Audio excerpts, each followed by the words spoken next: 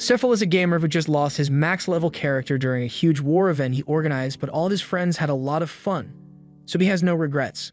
His war was apparently so popular that he ended up receiving an offer from the dev team of the game, and since he's excited to see what they have in store for him, he clicks accept without a second thought. However, he probably should have read the terms and conditions, because a moment later he finds himself in a strange room with tons of people staring at him. And to make matters worse, his family jewels were missing too. He realizes he has somehow been placed in the body of his character, Lufas, and the people seem absolutely terrified of him, so he attempts to politely ask them what's going on. However, as soon as Lufas's mouth opens, an immense pressure fills the room, and everyone inside is pushed face down to the floor. Outwardly, Lufas is condescendingly asking the group if they normally taste the floor whenever they meet someone new, but inside, Maphaahl is just freaking out because he has no idea why all this is happening.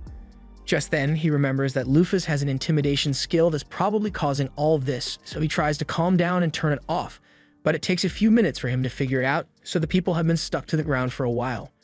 Once things finally go back to normal, Lufas walks up to one of the elves in the room and asks him for an explanation, to which he promptly faints out of fear, but she eventually gets the answers she's looking for.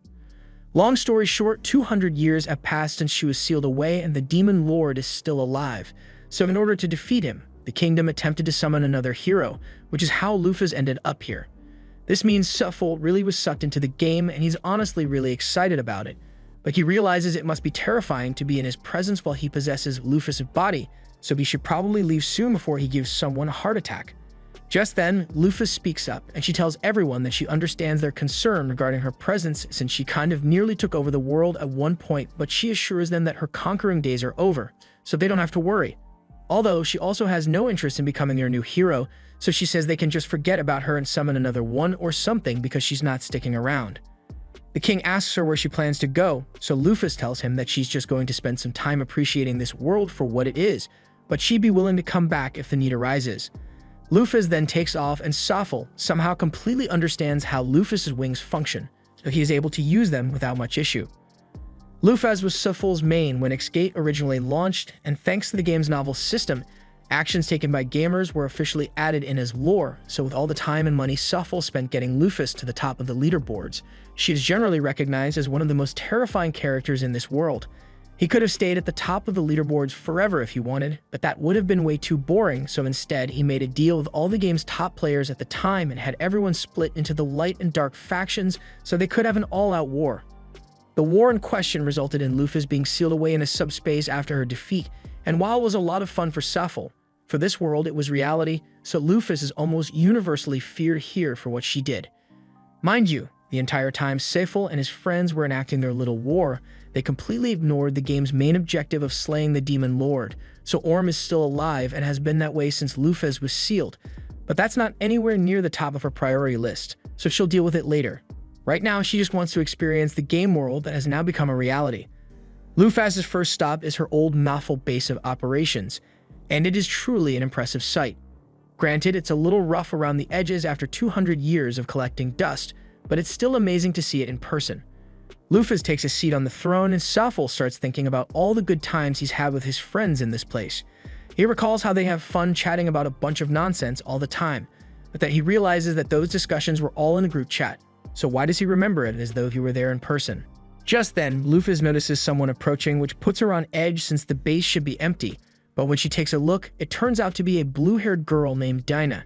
She is really excited to see Lufas since she has been waiting 2 centuries for her return, but Lufas has no idea who this chick is. Dinah is incredibly hurt to realize that Lufas forgot about her even though she was her most loyal advisor, but Lufas doesn't remember ever having a use for an advisor in the first place. However, now that he thinks about it, Maphaahl recalls that when he was building this base, he thought it would be cool to have an NPC in the background to make the place feel more alive, so he placed Dinah and just kind of left her there.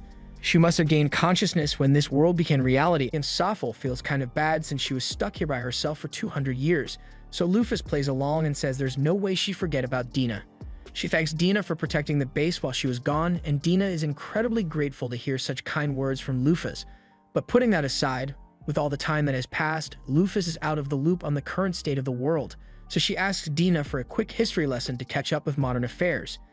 Dinah says she'd be more than happy to explain everything she knows. So she tells Lufas that after she was defeated, the 7 heroes went on to found their own separate nations. 4 of them have already died due to natural causes in the past 200 years, but the 3 with longer lifespans are still around. Lufas can't help but wonder whether the heroes in this world are really still his friends or if they became NPCs, so he plans to pay them a visit sooner or later. Next, Dina explains that the Demon King, Orm, is still alive, and that's mainly because the 7 heroes failed to defeat him after they sealed Lufas away. In other news, Dina says that Lufas's 12 heavenly stars are still around as well, though most have gone their separate ways. The 12 stars are a group of rare and powerful monster NPCs that Maphaahl collected because he thought it would be cool to have a small army of elite generals serve under him. Lufas asks Dina if there are any updates on the 12 stars, and she says she knows the location of 6 of them, but 2 of those 6 seem to have joined the demon army in an attempt to get back at the heroes who sealed Lufas away. Lufas is a little disappointed to hear that some of her minions joined the demon army over her defeat since the beef was never that deep, so she's going to have to chew them out once she finds those 2. With that aside, she's glad that she at least has something to do now. Her initial plan was to just go around exploring the world for fun and find out whether the 3 remaining heroes are players like her or not. But first she needs to go round up the 12 heavenly stars because she'd be responsible if any of them went around causing trouble for no reason. She asks Dina to give her the location of the first heavenly star, so she pulls up a map and points to a place called Svel. This is where one of the heroes has been living for the past few years, and the heavenly star, Eris, has been trying to invade it for months now. Now that she knows where to find Eris, she immediately starts heading out to find him, but Dina yells for her to come back because she can't just leave without making preparations. First of all, Lufas has no money on her, and Dina would have been willing to give her some. Inflation's a pain, and she's been waiting so long that all the money she had is practically worthless now. Lufas says she can just earn some more money along the way, but Dina tells her no one is going to want to do business with the legendary conqueror. Lufas argues that there's no way anyone would recognize her face after 200 years, but she is reminded that races like elves exist, and a bunch of them are bound to know who she is, especially since the kingdom has probably issued a public warning of her arrival.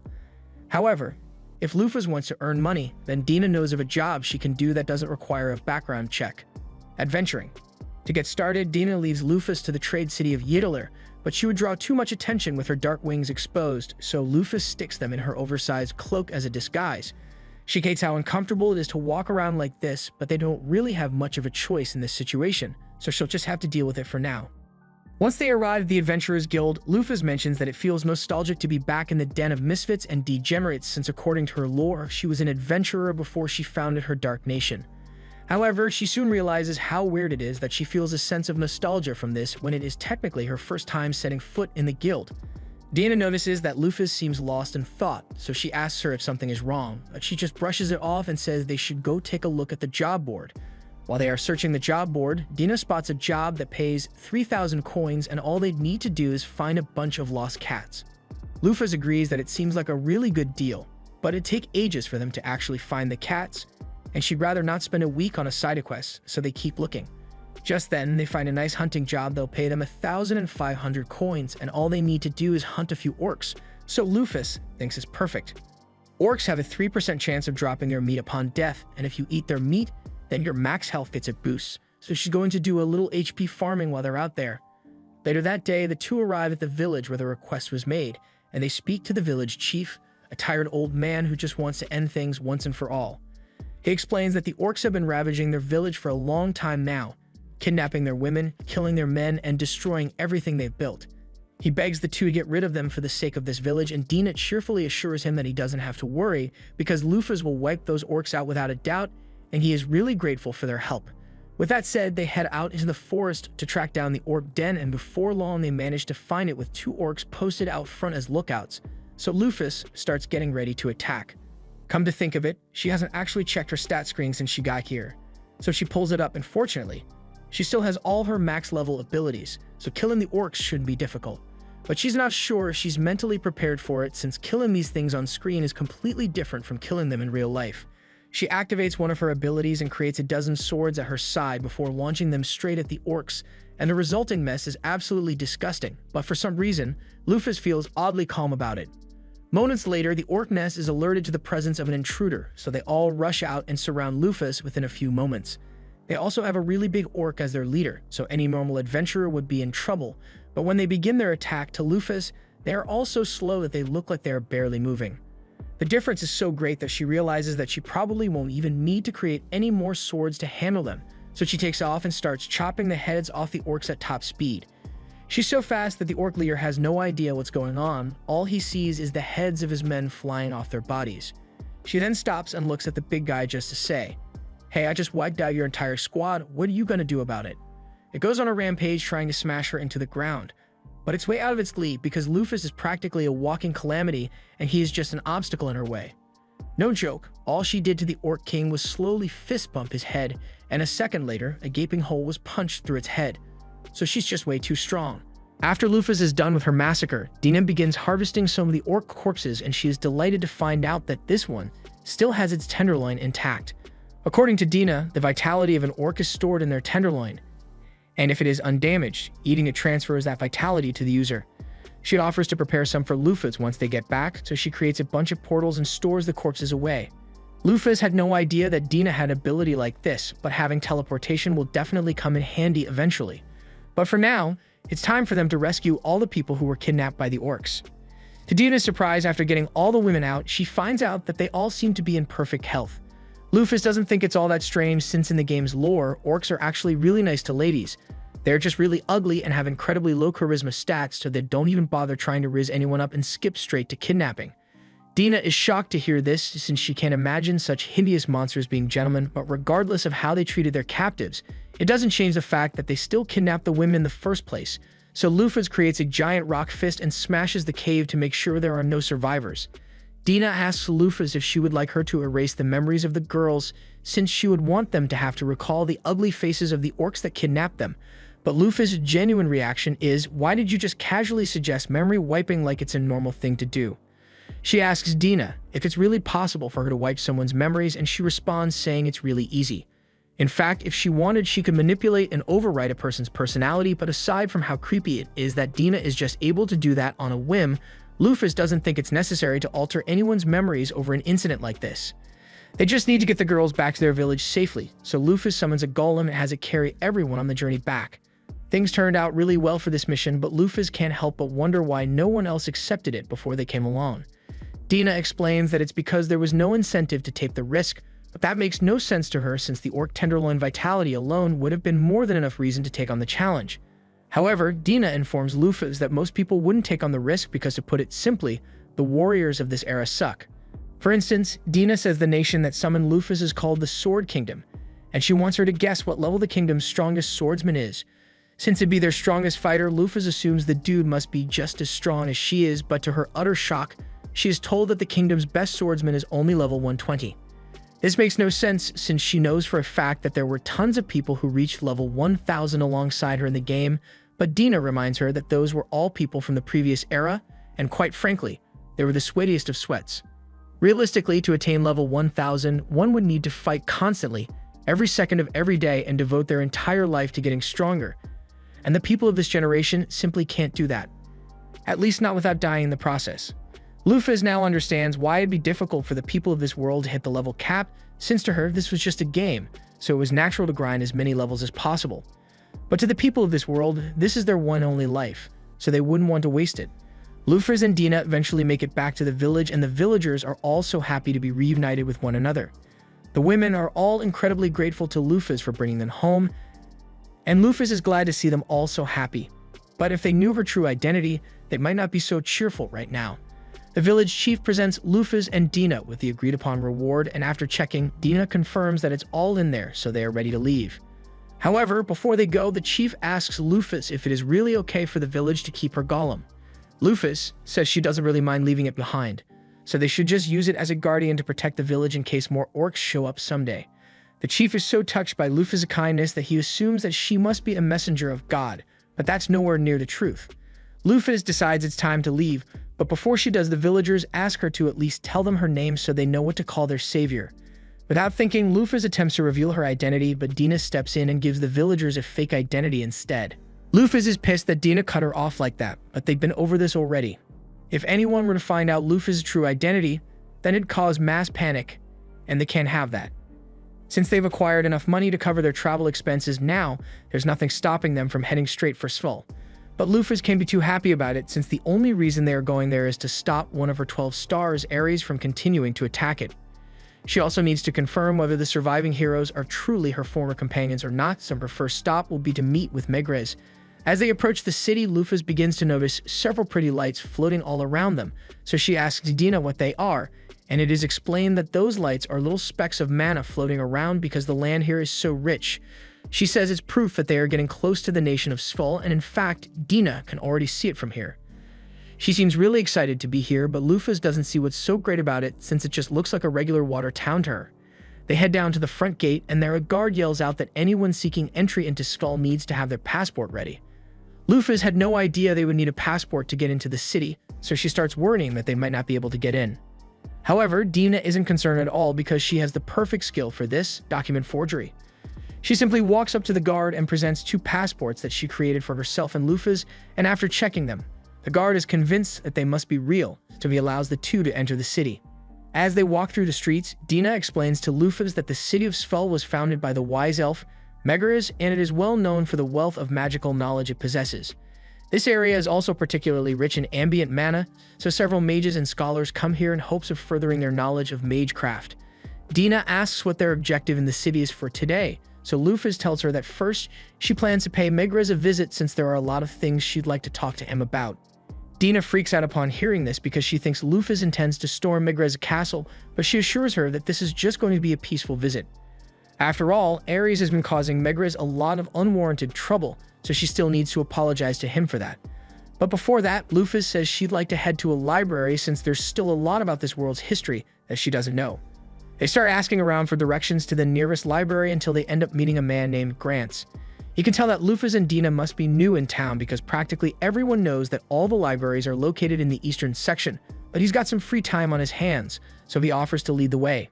Dina thanks him and introduces herself as a traveling merchant with Lufas as her suspicious employee, but Lufas stomps on her foot mid-sentence to get her to shut up because who the hell introduces their companion as suspicious? Grants can definitely tell that Lufas looks suspicious, but he doesn't intend to hold it against her since he's sure she must have her reasons, and Lufas is grateful for his understanding. As Grants guides them through the city, Dina comments on how lively everyone here is, and Grants agrees that the people here certainly are cheerful. But since the city has been under attack from Ares for the past several years, most people don't end up settling down here. Lufas' expression soars a little since she realizes the situation here is kind of her fault, and Grants notices this, but he assumes she must just be uneasy about the threat of being attacked by Ares while here, so he assures her that there's no need to worry because the city's defense system is impenetrable. He explains that the entire lake around the city is actually a golem created by Megrez, and every time Ares is attacked so far, he has been repelled by the city's guardian golem. Lufas scans the lake and discovers that it is indeed a golem, and while level 500 doesn't seem all that impressive to her, the million points of HP it has is definitely an incredible stat, so if Megrez was able to create something like this, then he must be really skilled. Grants then directs Lufas and Dina to the city's monorail and tells them that this will get them to the eastern section in no time. Dina and Lufas will have to continue alone from here, so they thank him for all his help, and he wishes them luck with their library visit. As Grants is walking away, Lufas takes a quick look at his stat sheet, and he turns out to be level 82. That's technically really low, but by the standards of the fighters of this era, Grants is one of the strongest. Dina asks Lufas to come along so they can get on the monorail, and now that she thinks about it, she doesn't recall ever seeing monorails in the original game. Once they arrive at the library, Lufas heads straight for the history section so she can find out what happened in the 200 years she was sealed away, but as she is searching the shelves, she finds a few books that seem pretty unusual.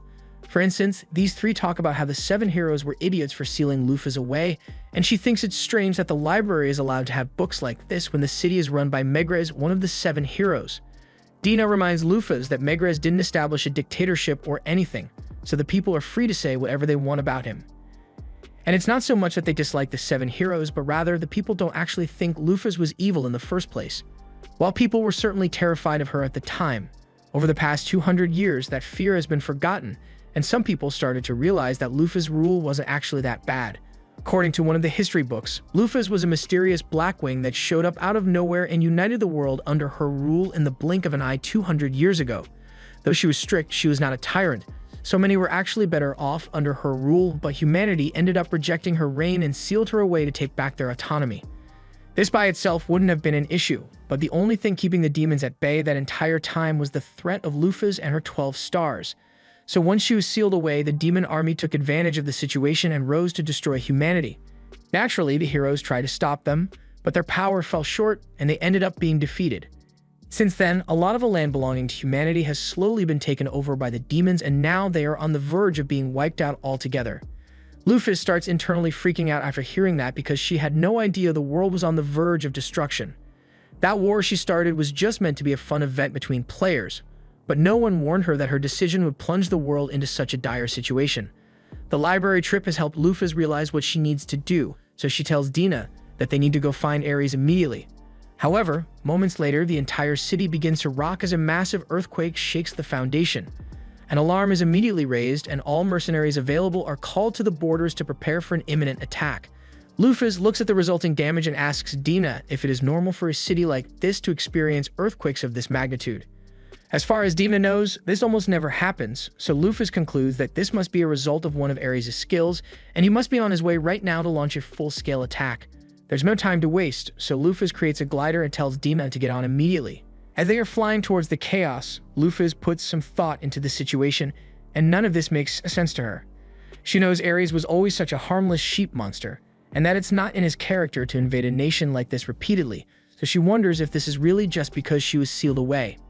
And on another note, she wonders why she even has memories of Ares in the first place, since she never actually interacted with him in the game, but her main concern right now is to stop him, so she can worry about her memories later. When Ares was a little lamb, he was roaming through the forest on his own when he happened to run into Lufas. She was surprised to see a rainbow sheep out here, since it's a legendary monster that's said to only be born once every 500 years, but as she approached it, it recoiled in fear and began crying.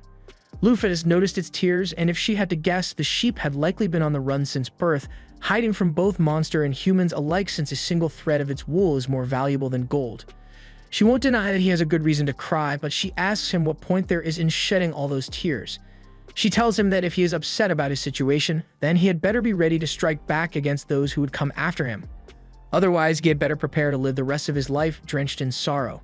The sheep took her words to heart and attacked Lufas to show its determination to grow stronger. And she liked its fighting spirit, so she put the sheep down and asked it to come with her. She told him that she wasn't at full strength yet, but she would one day conquer the entire world, and she wanted him to become her first companion. She asked it if it had a name yet, and the sheep shook its head, telling her no, so Lufas looked to the stars before coming up with the name Ares. At least that's how the story went. At present, Gantz and his men are all running out to intercept Ares' forces, because this is clearly the beginning of an all-out assault. Once he arrives on the front lines, he sees a massive army of monsters slowly marching towards the city's gates, and he's starting to worry because there's no way he will be able to hold off this many until the main army is ready for battle. The earthquake earlier must have been Ares' declaration of war, since regardless of his hatred for them, Lufas made a rule saying he isn't allowed to attack without making a declaration first, and ever since, he has followed that rule religiously. Before long, the city's advance force arrives, so the order is given for all the mages and archers to fire before the monsters get too close. After wheeling down the monster, the soldiers begin their charge because they need to keep the monsters at bay until the main force arrives. Gantz is out in front and begins mowing down monsters left and right, but while he may be doing alright, his subordinates aren't as strong as he is, so a lot of them are being slaughtered. At this rate, Gantz doesn't think they'll be able to hold out much longer. However, just as the troops were about to be overrun, countless ice spikes came raining down from the sky, and as the soldiers looked back towards the city, they saw Megrez and Livia, the water golem. They are all relieved that their guardian deity has arrived, and Megrez tells them they can all stand back now because Livia will handle the rest. He then gives Livia the order to attack, and within moments, dozens of monster forces are annihilated in one go. Meanwhile, Lufas has been watching the battle unfold from a distance, and she had planned to step in if the situation became dire, but with Livia and Megrez on the scene, it doesn't look like her help will be needed after all. Speaking of Megrez, Lufas decides to check his stats to see if they are still as good as they were when she and Megrez played together, but to her surprise, he's only level 500 now, and he is afflicted with a debuff called the Curse of the Vanquished. Lufas has never heard of a curse like that before, so she asks Dina if she has any idea what it is, and according to rumors she had heard, after the heroes failed to defeat the Demon Lord, they were all hit with a curse that sealed away half of their power, which is why Megrez is so much weaker than he used to be. And now that Dina thinks about it, if Megrez can't use his full power anymore, then that means he can't create any more golems like Livia, so if she goes down, then the city will truly be doomed. All of a sudden, the ground begins to shake as a giant monster approaches from the mountainside, and it is none other than Ares. After a brief standoff, Ares and Livia clash, and since Ares' element is fire, Megrez thinks Livia should have the upper hand in a direct confrontation. Livia uses a water spiral attack, forcing Ares to back off initially, but he comes charging back in with a massive fireball shortly after. At first, it looks like the fireball missed Livia altogether, but Ares was never aiming for her in the first place. His real target was Megrez all along, but fortunately, just before the fireball could hit him, Livia managed to step in and extinguish the blast. Megrez then sends Livia out as a tidal wave to push Ares back, but he uses a flame hop skill to jump over her and begins heading straight for Megrez. Megrez puts up a barrier to defend himself, but since he is only half as strong as he used to be, Ares eventually manages to overwhelm him and crack the shield. However, before he could break through, Livia snuck up behind Ares and put him in a chokehold. The soldiers begin cheering Livia on to put an end to this, and Dina asks Lufas how she thinks this is going to end. As far as this battle goes, Lufas says Livia will win, but that doesn't mean she will win the war. A lot of Livia's HP has been drained from tanking all of Ares' attacks, and it's likely that this was Ares' goal from the very beginning. He knew he wouldn't be able to beat Livia in a one-on-one battle, so he planned to whittle her health down with constant attacks and retreat so he can attack again in the future. Lufas is impressed that Ares was able to think logically enough to figure out that Livia can't pursue him once he retreats, so a constant barrage of periodic invasions would guarantee his eventual victory. However, Lufas can't let his plan go any further than this since it would be dangerous if he actually destroyed Livia, so she will have to deal with him herself. She grabs Dina and jumps down onto the battlefield. And just as Ares is about to launch another powerful blast, Lufas kicks him across the mountain range. Everyone is in utter disbelief when they see the terrifying monster sent flying in an instant, and Megrez is left wondering who on earth could possess such power. But even though Lufas is still concealing her identity, as soon as he hears the way she speaks, he kind of figures it out.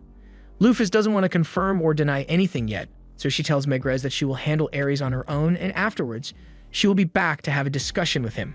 However, before she leaves, Megrez tells her that there's someone behind the scenes manipulating Ares' thirst for revenge, so she should be careful. The warning is coming from an old friend, so Lufas says she'll keep it in mind, and then she flies off to confront Ares. Once she arrives in front of him, Ares asks who she is, and this comes as a surprise since when she played the game, Ares only ever made sheep noises, so she had no idea that he could actually speak. That aside, since Ares doesn't seem to recognize her, she activates her intimidation skill, and as soon as Ares feels the terrifying pressure coming off her, he is reminded of his master. However, even though she's standing right in front of him, Ares still refuses to believe it's her because he is sure Lufas died a long time ago. Lufas still isn't sure whether she counts as the original since she was technically reincarnated, but regardless, this is definitely the body of Lufas Maphaahl. She doesn't want to waste time trying to convince Ares with words, so she tells him that if he truly does not believe that it's her, then he is free to come test her strength for himself. And as an added courtesy, she promises not to hurt him too much. Ares hesitates for a moment because the woman in front of him really does look like Lufas, but he convinces himself that she must be a fake because there's no way his master could have returned. He prepares to attack with his full power, and Lufas is starting to get excited since this is the first time she has gotten to go up against a monster that should be strong enough to survive her attacks, so this will be her first real fight. Ares charges at Lufas with full intensity, however. After pushing her back for a few hundred meters, Lufas easily stops his momentum with one hand and tells him that he has indeed grown stronger than he was 200 years ago. Ares continuously attempts to push her back, but Lufas isn't budging one bit, and she even calls him adorable for trying so hard. As a reward for his effort, she says she will give him a hug, and in the next second, Ares is being lifted off the ground by his head. Lufas then throws him straight into the air, but she's still far from done, so she flies off after him. And once she gets above Ares' body, she says she is going to lightly pet him. Lufas then proceeds to punch Ares with the force of a 10-ton truck, sending him crashing down to the ground. But before he lands, she flies beneath him and decides to pet his chin as well, so Ares is sent back into the air.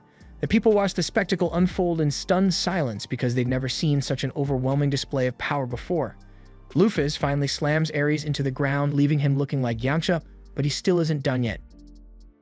Ares begins to burn with brilliant blue flames, and Lufas assumes this must be his strongest attack, so she tells him to come at her with everything he has.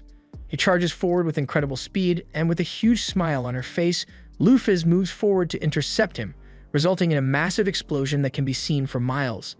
By the time the dust settles, we see that Lufas has once again stopped Ares with the palm of her hand, and she then proceeds to finger flick him into the rocks.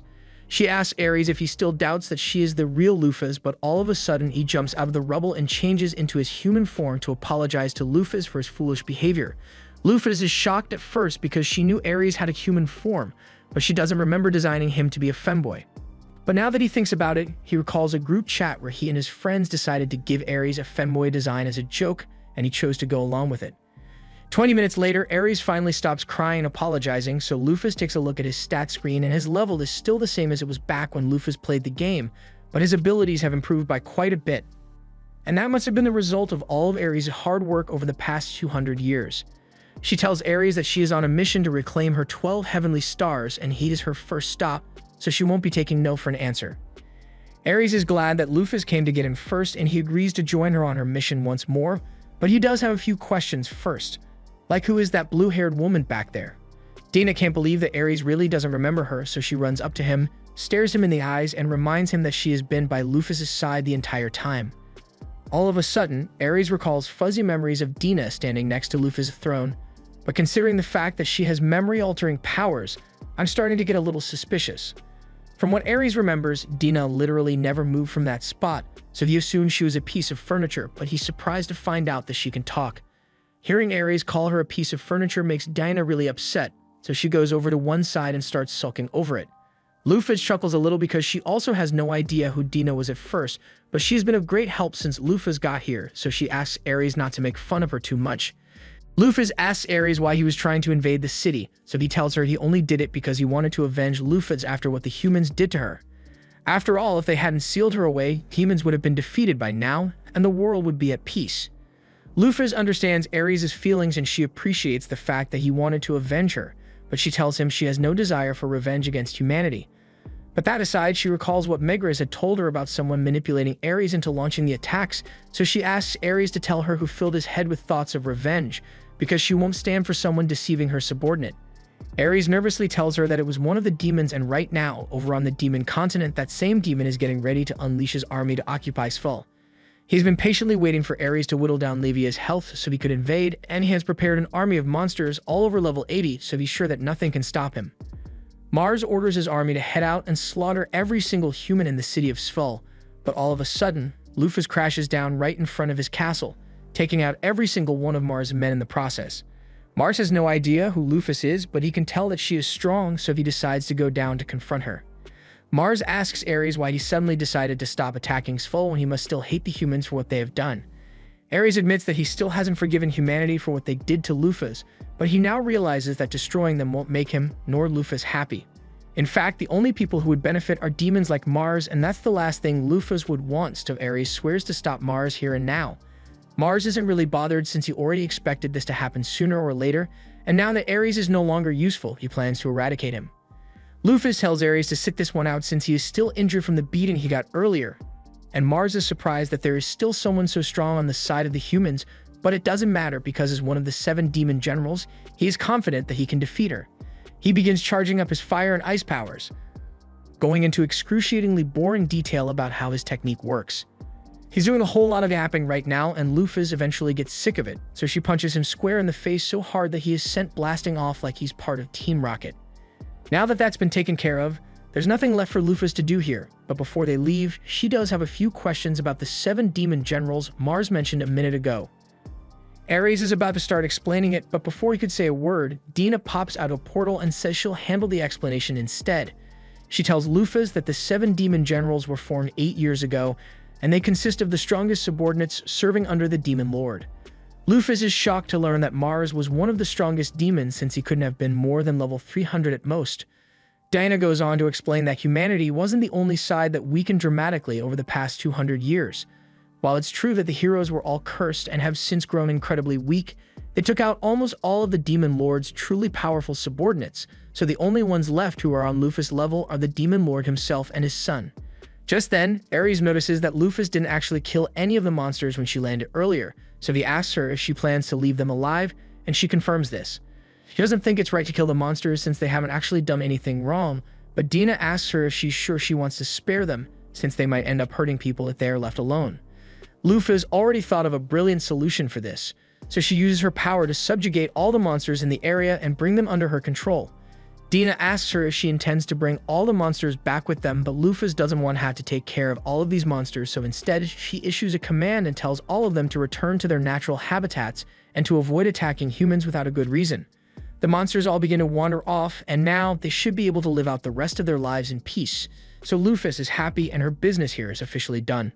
Afterwards, Lufas heads back to the city of Svel to meet with Megrez and give him an update on the situation. She tells him that she has gotten Ares under control, and she has also defeated the demon general who was behind the whole thing in the first place. Megrez is relieved that it's finally over, but he asks what happened to all the monsters currently under Mars' control. Lufas informs him that she placed all of them under her command, so they won't be a problem, and after hearing of everything Lufas has done, he is certain of her identity. He asks her to come with him for a moment because he would like to discuss things in private, but Maphaahl hesitates for a moment because the anticipation is killing him. The player who used Megrez in the game was a top ranker who played with him all the time, and they were really good friends, so he hopes the Megrez in front of him is the same one as back then. As Megrez returns to the castle, several of the nobles of Svel gather around him and begin talking about how worried they were about him. They all say he needs to be more careful since if the city were to lose him or Livia, there would be no hope of defending against invaders. However, Dina can tell that there's no real sincerity or concern for Megrez behind their words. Megrez rolls past them with a look of resignation on his face, and when Lufas catches up to him, he says he knows she must be appalled by what she just saw. That was meant to be the upper echelon whose job it is to protect the people of the city, but they are only concerned with protecting themselves by sucking up to Megrez. He leads Lufas and the others to his office, and he assures her that there is no surveillance equipment here, so she is free to show her full form here. Lufas obliges and spreads her wing, allowing Megrez to confirm that it really is her, but to Lufas' disappointment, the look on Megrez's face is one of sheer terror, so he must not have any memories of being a player. She is disappointed because this means she might truly be alone in this world after all, but Megrez interprets her expression to mean that she is disappointed with his current state. He tells her that a lot can change over 200 years. People can grow stronger or weaker, and in Megrez's case, he has grown far weaker than he used to be. He asks Lufas if she has come back to take revenge on them for sealing her away, but she tells Megrez that the fact that she returned is purely a coincidence. The humans were simply trying to summon a hero and accidentally summoned her instead. Lufas is starting to wonder what's wrong with this world's Megrez, since if he isn't a player, then shouldn't he be opposed to Lufas, at least according to the lore she has heard of so far. Just then, she realizes that Megrez must feel guilty for what happened, since if he and the other heroes hadn't sealed Lufas away, then the demons would have been defeated long ago. Being adored as a hero when he blames himself for the downfall of humanity must be eating away at him, so he's been looking for a way to punish himself for his part in all this. Lufas tells Megrez there is no point in beating himself up over what happened in the past, because the truth of the matter is that he defeated a powerful foe, so he should take pride in that and continue forward on the path he thinks is right. Megrez can't believe Lufas is being so kind to him, so he asks her why she doesn't resent him. She was on the verge of achieving her goal of unification, and they betrayed her. That does sound like something that would be hard to forgive, but as far as Maphaahl is concerned, he holds no hatred or resentment towards Megrez because the battle only took place in the game, so he never got to experience it. He has no idea how Lufas felt about it at the time, but he wants to give an appropriate response, so she tells Megrez that if he and the others chose to rise up against her rule, then it was her own fault for being an inadequate ruler. Megrez tries to argue that he still deserves to pay for what he did, but then he looks up and sees Lufas' face of genuine forgiveness as she tells him he needs to stop blaming himself. Regardless of what happened, he is the hero of this country, so he needs to stand proud.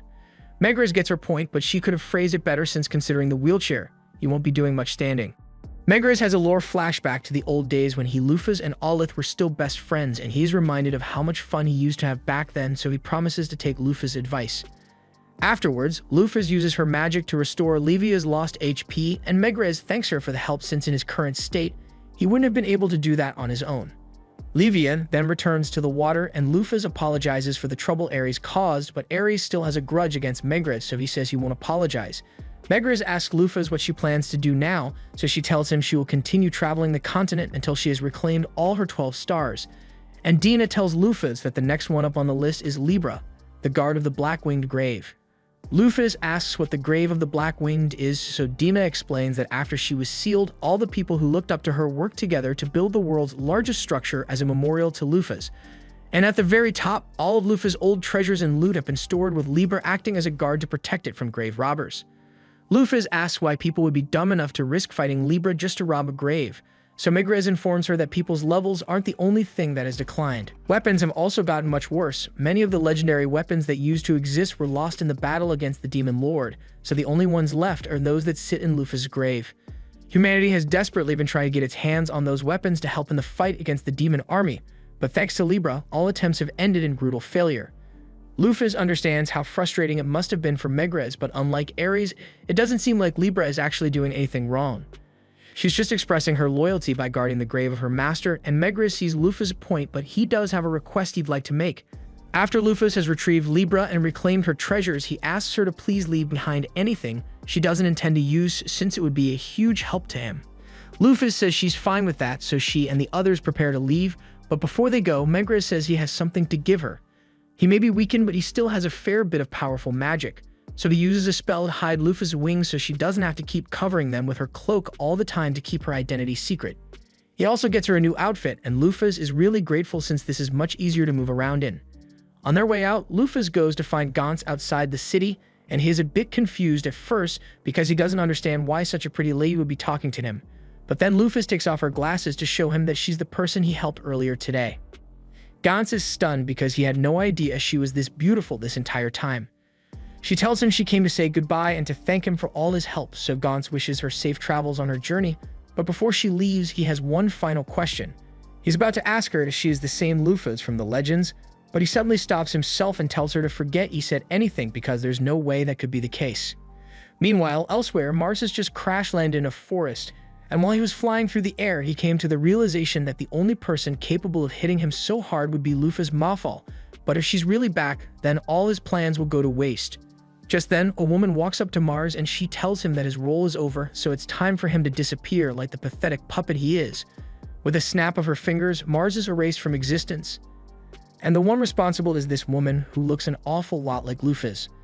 The next stop for Lufas is to pick up Libra, but the grave is over 500 kilometers away, so Dina asks Lufas to create a golem to give them a ride there. That would be possible, but Lufas says it would be quicker for Dina to just teleport them there since she has teleportation magic at her disposal. Dina sighs and tells Lufas that teleportation magic is primarily for personal use, and while it is possible for her to transport other people, she needs to have their consent, and if there's even a hint of unconscious refusal, the teleportation magic can have all sorts of unintended effects, so she'd rather avoid risking it. Plus, she was looking forward to having a pleasant road trip, so she asks Lufas to include a bath and a place to sleep when she's making the golem so they won't have to come outdoors at night. Lufas has never heard of a golem like that before, but Ares seems really excited about it, so she agrees to try making one. She waves her hand and begins the golem forming process, eventually creating an RV, and then she uses a few logs from the forest to create some furniture. Dina is happy that they will have comfortable beds for the trip, but she asks Lufas if she could make some soft bedding for them as well. Lufas looks around for some materials to use for the covers, but then she remembers that Ares is a sheep, and I'm sure you know what happened next. Anyway, the RV is finally complete, but Dina reminds Lufas that she hasn't given it a name yet, so Lufas thinks for a moment and decides to call it Tanaka. It even comes with its own promotional ad for some reason. After traveling for some time, it gets dark, so Dina suggests they should stop and set up camp for the night, to which Lufas agrees. However, as soon as they step outside, Dina smells something nearby, so she goes to investigate and discovers a natural warm spring behind some bushes. She gets really excited because she has been dying to take a bath, but Lufas doesn't see what all the fuss is about since the RV already comes with a bath built in, but Dina says experiencing a natural warm spring is way better. She grabs Ares' hand and starts leading him to the spring so they can get in right away, but then he reminds her that despite appearances, he is still a guy, so he will wait over there until it's his turn. Hearing him say that reminds Lufas that despite appearances, she is still mentally a guy as well, and the idea of bathing with Dina is probably going to be uncomfortable, but she can't exactly explain the real situation to her, so she decides to just stand by some trees and face away until Dina has gotten undressed and submerged herself in the water. Once Dina is in the water, she lets out a huge sigh because there's nothing better than soaking in an open-air spring after a long day of travel. She asks Lufas to get in as well, and Lufas briefly considers making an excuse to avoid it, but there's no point, so she does as Dina requested and undresses so she can get in the bath. However, before she could step in, Dina reminds Lufas that it is poor etiquette to get in the water without tying up your hair since it would leave loose hair strands all over the place, and then no one else would want to use it. Lufas agrees that she should probably tie her hair up, so Dina offers to do it for her and prepares to get out to help. However, she isn't wearing a towel, and Lufas doesn't think it'd be right to look at Dina's body, so she says Dina should stay where she is and she'll meet her there. After Lufas gets in the water, Dina helps tie her hair up to prevent any loose strands from getting in the water. However, there's not much they can do about Lufas' feathers since they tend to molt when placed in hot water. Lufas apologizes for the stray feathers, but Dina says it's nothing to worry about, and Lufas barely ever gets a chance to spread her wings like this anyway, so she should enjoy the experience while it lasts. As the two of them soak side by side, Maphaahl begins staring at Dina's body really intensely, and it makes him come to a troubling realization. In his past life, Maphaahl wasn't a complete degenerate, but he was still a certified gooner. However, now, even though he's staring right at Dina's body, he feels absolutely nothing. Dina notices that Lufas seems a little zoned out, but before she can ask why, she spots a group of adaptive frogs on a rock over there, so she gets Lufas' attention and tells her to take a look. Lufas doesn't understand what's so special about a bunch of frogs, so Dina explains that these ones have a special property. The green ones are male, and the pink ones are female. And when there are more males than females, the male frogs all fight to see who earns the right to give froggy back shots. Then, after a winner has been decided, the two remaining male frogs then play rock, paper, scissors, and whoever loses turns into a female frog and has to accept back shots from the other. Maphaahl briefly wonders whether turning into Lufas has changed his preferences as well, but there's no way he's ever letting himself take back shots, so he immediately dismisses the thought. Dina notices that Lufas seems a bit stressed, so she asks her what's wrong, but Lufas says it's nothing and suggests they should get out of the spring now. A few minutes later, they both return to the RV and tell Aries that he's free to use the warm spring now, so he comes out in his towel and ties his head up before heading out for a soak. The next day, the group arrives at Lufas' grave and she is shocked by how massive it is, but also by the fact that there's a whole city around it for some reason. Dina explains that since so many adventurers kept trying to loot the grave to get some of Lufas' valuables, merchants began gathering here in hopes of making a profit by selling them equipment, and from there, more and more people kept showing up until a whole village was formed, and now Lufas' grave is pretty much a tourist site. Lufas finds it interesting that all this happened in just 200 years, and she isn't really bothered by the fact that people turned this into a tourist attraction, but Aries, on the other hand, is absolutely furious because he can't believe people would dare to disrespect Lufas in such a manner. He says he is prepared to lay waste to this place immediately, but Lufas tells him to simmer down because she doesn't want anyone to die for no reason. For now, she suggests they should head into the grave immediately, but as they are approaching the entrance, they end up running into a group of adventurers who look like they are pretty worried. Apparently, a reconnaissance squad was sent into the grave 2 months ago to map out a new area, but they haven't returned for their scheduled check-in, so they are starting to worry that something might have happened to them. Hearing this makes Lufas even more eager to get in and find Libra as soon as possible, because she doesn't want anyone else to risk their lives in this place. The adventurers notice Lufas heading inside and warn her that she really shouldn't head inside right now. Whatever is going on in there, the fact that their reconnaissance team made up of 50 of the strongest adventurers in the nation went missing means a party of 3 would stand no chance in there. Lufas thanks them for their concern, but she assures them that she is more than capable of handling whatever is inside. Lufas and the others then walk into the dungeon, but as they make their way through the tunnels, Aries suddenly stops because he senses something approaching. Soon after, one of the golems Lufas mass-produced for the battle 200 years ago walks out of the darkness, and Dina explains that there were apparently a lot left over after Lufas was sealed away, so they have been wandering the grave site ever since and take out any intruders they find. However, she says there's no need to worry since she doesn't sense any hostile intention from the golem. These kinds of golems were made to be able to distinguish friend from foe, and it clearly still recognizes Lufas and Aries, so they have nothing to fear. But when it comes to Dina, on the other hand, the golem immediately starts attacking her. Aries and Lufas assume the golem must not remember Dina since neither of them remembered her at first either, but Lufas doesn't want to let Dina get squished, so she decides to destroy the golem. However, before she could do so, the party of adventurers from earlier shows up, and they jump in to save her. Their party name is Hawkeye, and they followed Lufas and the others in here because they were worried that they might get hurt. They are pretty well coordinated with their attacks, so they are doing well keeping it busy, but since the golem is level 150 and their levels are barely pushing 50 at all, they aren't able to do much damage to it. If the golem even managed to land a single blow on them, they'd be dead instantly, and Lufas doesn't want to let that happen, so she asks Aries to go help them out. He happily agrees to do so and runs past adventurers before punching the golem with a flaming fist that sends it flying backwards. That was enough to take it out for good, so once the dust settles, the leader Jan goes up to Aries and excitedly asks him how he managed to perform an attack like that. Aries gets a little flustered because Jan way too close, so Lufas gets in between them and tells Jan to tone it down a bit. Jan apologizes for getting too close and for he and his party needing to be saved even though they came here trying to save Lufas. Jan introduces himself as a warrior, Nick introduces himself as a light warrior, and Richard introduces himself as a heavy warrior.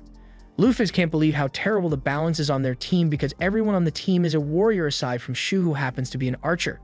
Anyway, since they are doing introductions, she introduces herself as a high-level ranger class adventurer, but when it's Dina and Ares' turn, they have no idea what to say, so they also declare that they are rangers, and Jan shows a look of concern because to him, Lufas' party looks way more unbalanced than his does. Jan offers to accompany Lufas' party to provide support, and Lufas is about to turn him down, but before she could say anything, Dina chimes in and says she'd love to have the extra help. Jan and the others are glad to hear it, so they start walking down the hallway, and with a cherry face, Dina explains to Lufas that they use the adventurers to make things easier for themselves, at least until one of them falls into a trap and dies or something, and hearing Dina say it with a smile on her face makes Lufas realize that she's a bit of a psychopath. However, there's no real harm in letting the party stick around since they seem like nice people, so Lufas decides to just support them as much as possible without drawing too much suspicion, at least until they get to the top and find Libra. Meanwhile, at the top of the pyramid, the Reconnaissance party that went missing months ago has finally made it up the long staircase, and they swear to themselves that no matter what, they will obtain the treasury of weapons for the sake of humanity and their fallen comrades. However, as they arrive at the top floor, they are confronted by Libra, and she immediately orders them to leave this room within 10 seconds, otherwise she will eliminate them. The adventurers try reasoning with Libra because they really need those weapons to fight the demons, but she couldn't care less about their reason, and once the countdown reaches 0, she activates the Brachium program, sealing the adventurers in a bubble with her so they can be killed. Meanwhile, as for Hawkeye, Lufas is starting to regret letting them come along because these guys are absolute fodder, and they aren't even smart enough to realize how weak they are. Every time they run into a golem, they get their asses handed to them, and then Lufas is forced to order the golem to stand down so the adventurers don't end up dead. But they genuinely believe they are the ones who beat the golems, and Lufas is worried she might be giving them false confidence. The group eventually comes up to the final Guardian Golem, and this one is a lot tougher than the others, coming in at a high level 600, so Lufas knows the adventurers would get folded the second they stepped into range of that thing, so she tells them all to stand back while she walks ahead to deal with it. The adventurers try telling her it's too dangerous to fight something like that on her own, but Dina tells them they don't need to worry because Lufas has a plan, so they all agree to stand down. She walks up to the golem, and the first thing she does is ask if it recognizes her.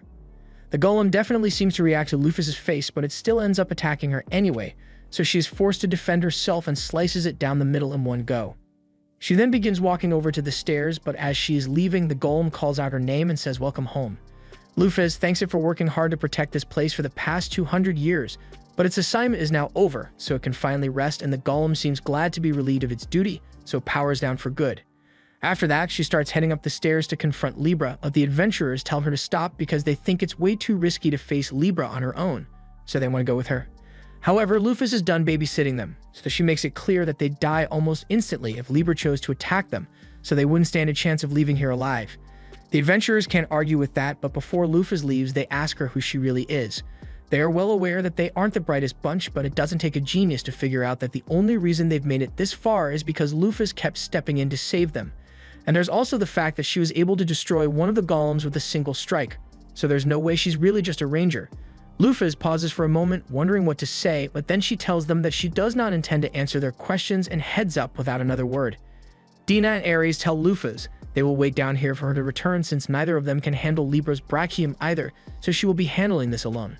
As Lufas is climbing the stairs, she wonders to herself why she felt genuine sadness when she took out that golem earlier. Even if it was one of Lufas' creations, while it may make sense for the Lufas character to care about it, to Maphaahl it was nothing but a bunch of pixels on a screen, so he should have no emotional attachment to it. He realizes there must be something wrong with his mind to be making him feel this way, but there's no time to worry about that right now because first he needs to take care of Libra.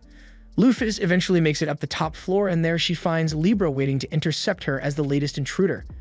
Libra orders Lufas to leave within 10 seconds or face hostile actions, but instead she just takes off her glasses and spreads her wings to reveal her identity.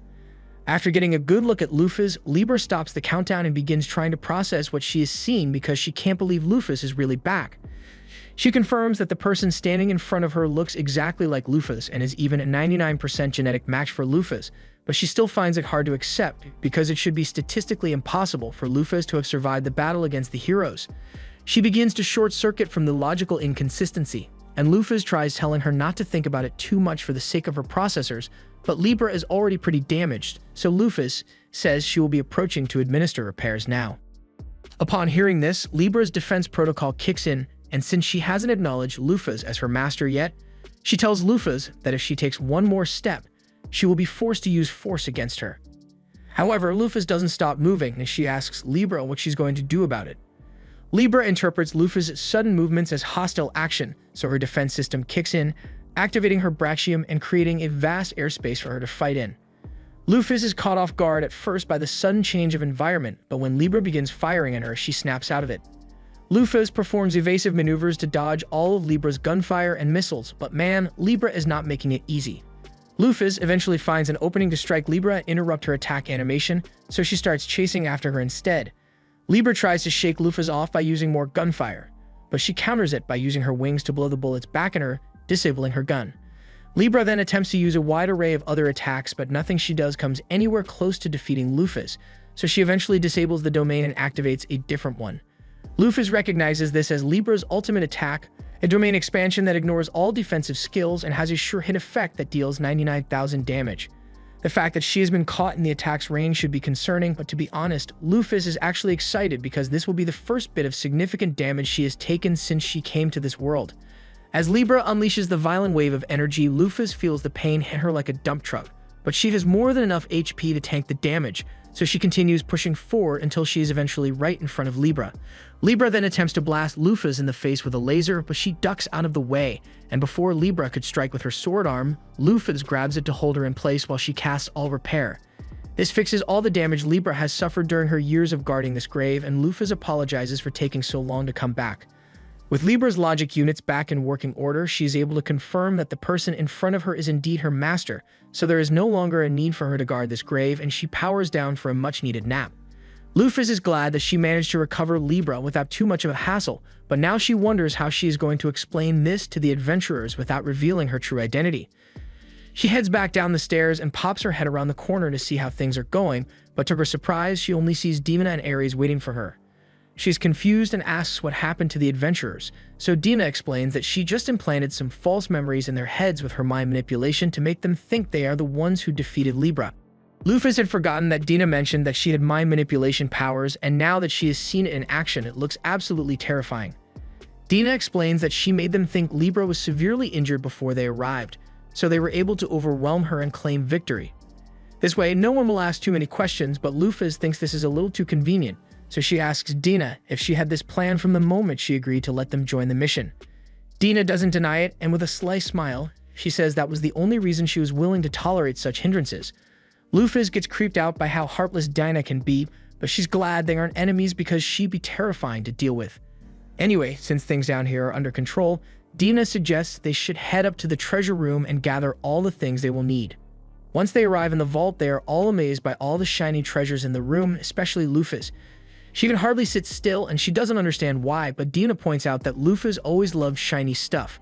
That's why she hoarded so much treasure in the first place, and she tends to go a little crazy in situations like these, so Dina asks Ares to help her pick out the useful items while Lufas is distracted by all the gold. Lufas tries to argue that she is perfectly capable of controlling herself around gold, but she literally already has her hands full with a bunch of gold, so she can't be trusted to pick out the important stuff. A little while later, Dina and Ares are done gathering all the items they need, and the rest of the stuff here is either a bunch of old weapons or useless gold, so leaving it behind shouldn't be a problem. But before they leave, Dina asks Lufas if she could gather the golems in the area so they can be teleported back to base, and Lufas says she will be happy to help, but then she realizes that Dina meant all of the golems, so she is forced to spend the next few hours roaming this giant grave just to make sure she actually got them all. Afterwards, Dina teleports all the golems away, and since there's nothing left for them to do here, she suggests they should get going. Lufas asks if it's really alright for them to leave the adventurers here in their current state, but Dina assures her that it won't be a problem, and a few minutes after Lufas' group has left, the adventurers wake up, fully convinced that they were the ones who cleared the grave and defeated all the golems. Meanwhile, out in the forest, Lufas and the others have made it back to the RV, but before they get back on the road, Dina fixes up Libra's clothes and sets her down on a tree stump so Lufas can talk to her. Lufas walks over to Libra and gives the instruction to power on, so she wakes up, and the first thing she does is greet Ares and the unfamiliar lady beside him. She then apologizes to Lufas for all the trouble she has caused, but before Lufas could respond, Dina says she can't believe Libra doesn't recognize her. Lufas chuckles and tells Libra that Dina is her advisor, and Libra is shocked to hear this because her memory banks hold no data on Dina whatsoever. Dina gets up close to Libra's face and tries to get her to remember her, but Libra is still certain that she has never seen Dina before. However, after running a thorough memory check, Libra did find a few damaged memory files that may contain information about Dina, but she has no way to check those for the time being. Therefore, she decides to just take Lufas' word for it and acknowledges Dina's position as an advisor, at least temporarily. It's hard for Lufas to tell what Libra is thinking since she never really shows much expression, but she has no reason to question Libra's loyalty, so she tells her they are on a journey to reclaim all 12 heavenly stars, and she wants to know if Libra would like to serve her once more. Libra says nothing would make her happier, and she is ready to devote every moment of her life to Lufas' goal. Now that Libra has officially rejoined Lufas' team, she asks her if she knows anything about the locations of the other heavenly stars. Libra apologizes and says she has no useful information because she was stationed in the grave the entire time and was completely cut off from the rest of the world. In that case, Lufas turns to Dina and asks if she knows anything, and Dina happily explains that roughly 2,000 kilometers from here, there is a small village at the base of a mountain where Parthenos secretly lives. Lufas is surprised to learn that Parthenos chose to live in a village, so Dina explains that the village was actually created by Parthenos, and she erected a powerful barrier to protect the defenseless monsters and plants from the rest of the world. Lufas is relieved that Parthenos didn't go causing trouble for people, but then Dina mentions that the mountain where the village was built used to be Lufas' homeland, and Parthenos actually drove out all of the Heaven Wing that lived there, creating an uninhabitable zone to keep them out, and Lufas is disappointed again. On the ride back home, Lufas was having a flashback to her time as Maphaahl, but all of a sudden she is woken up by Dina placing a hand on her shoulder. Dina asks her what happened, so Lufas explains that she was just having a dream that seemed rather important, but for some reason she can't remember what it was about. She decides to just focus on her current mission, so she asks Dina how much longer it will be before they get to their destination. They've been driving for a while now, so it shouldn't take much longer, but Ares has a few questions. Like if Parthenos drove all the other Heaven Winged out of Vanheim, then where did they go? Dina explains that the Heaven Winged are currently living in Galahorn, which was founded by one of the 7 heroes, Merak, the Sky King. Lufas gets the feeling that she won't get along well with the rest of the Heaven Winged given her character backstory. But if Merak is there, she needs to check if he remembers something from the time they played the game together.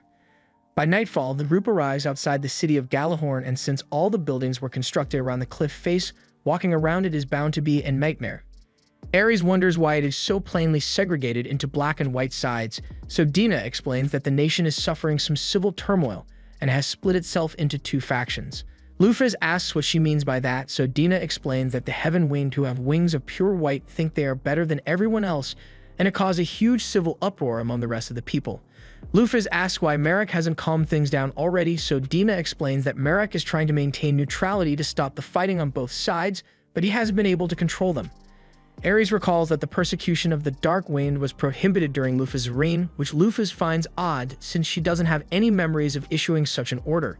Dina goes on to explain that once Lufas was gone, the White Winged used the opportunity to claim superiority over the Dark Winged, and the Dark Winged fought back, which is why we have been fighting for the past 200 years.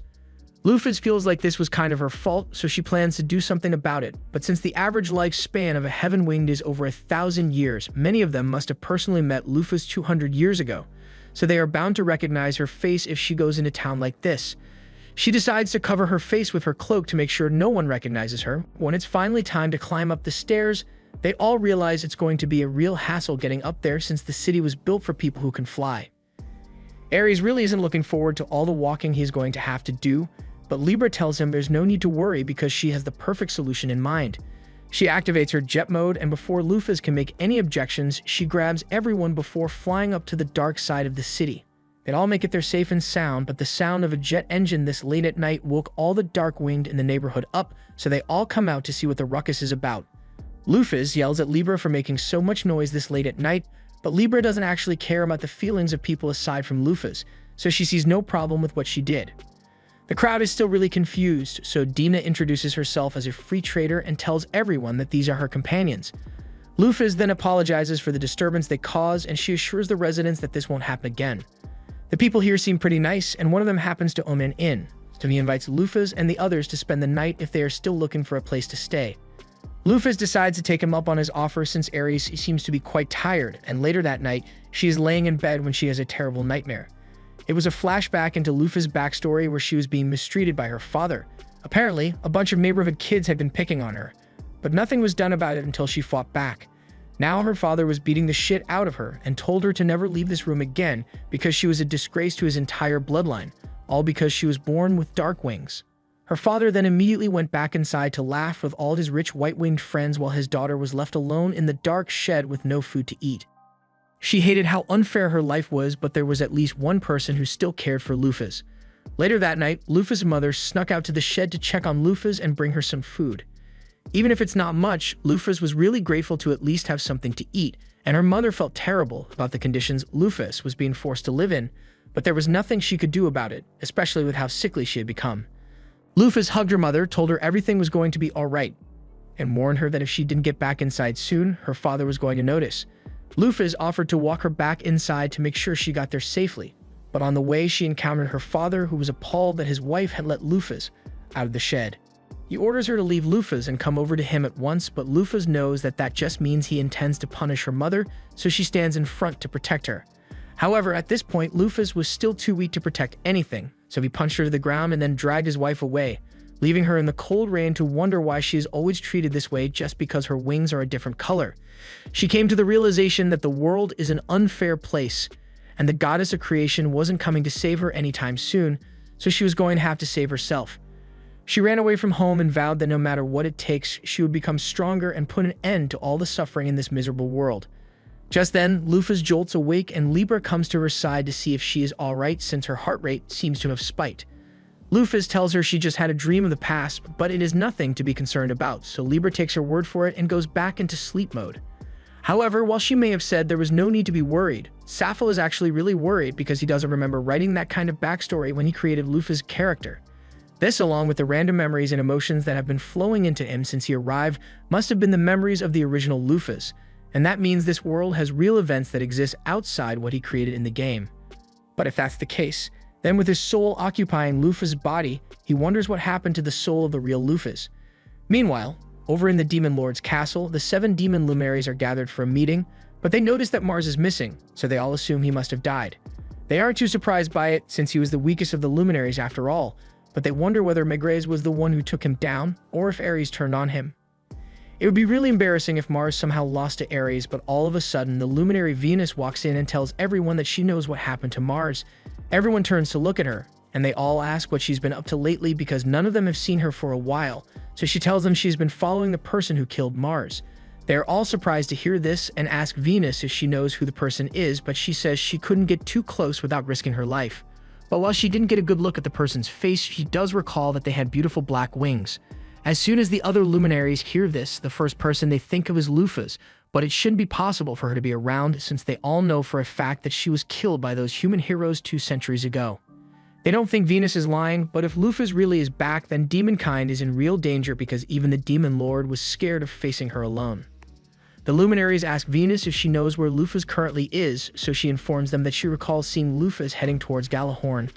The luminaries think this is a convenient opportunity since they were planning to head to Gjallarhorn anyway, so the leader assigns Venus and Jupiter to go there and keep an eye on Lufas. The next morning, Lufas and the others head out into town to discuss their plan. Merak is still the ruling king here, but with all the internal strife, getting an audience with him is going to be difficult, so for now, Lufas suggests they should just roam about the capital and gather as much information as they can. Lufas mainly wants to find out what the living conditions of the Dark Winged look like, so she says she will be staying here, and in that case, Dina volunteers to investigate the White Winged side of the city, and Libra takes off to do her own independent investigation. Ares also plans to go gather some information, but before he leaves, there's something he needs to tell Lufas. He says it's about one of the 12 heavenly stars, Agacaros the goat, and a long time ago, he apparently invited Ares to join the demon army, so it is likely that he has allied himself with them.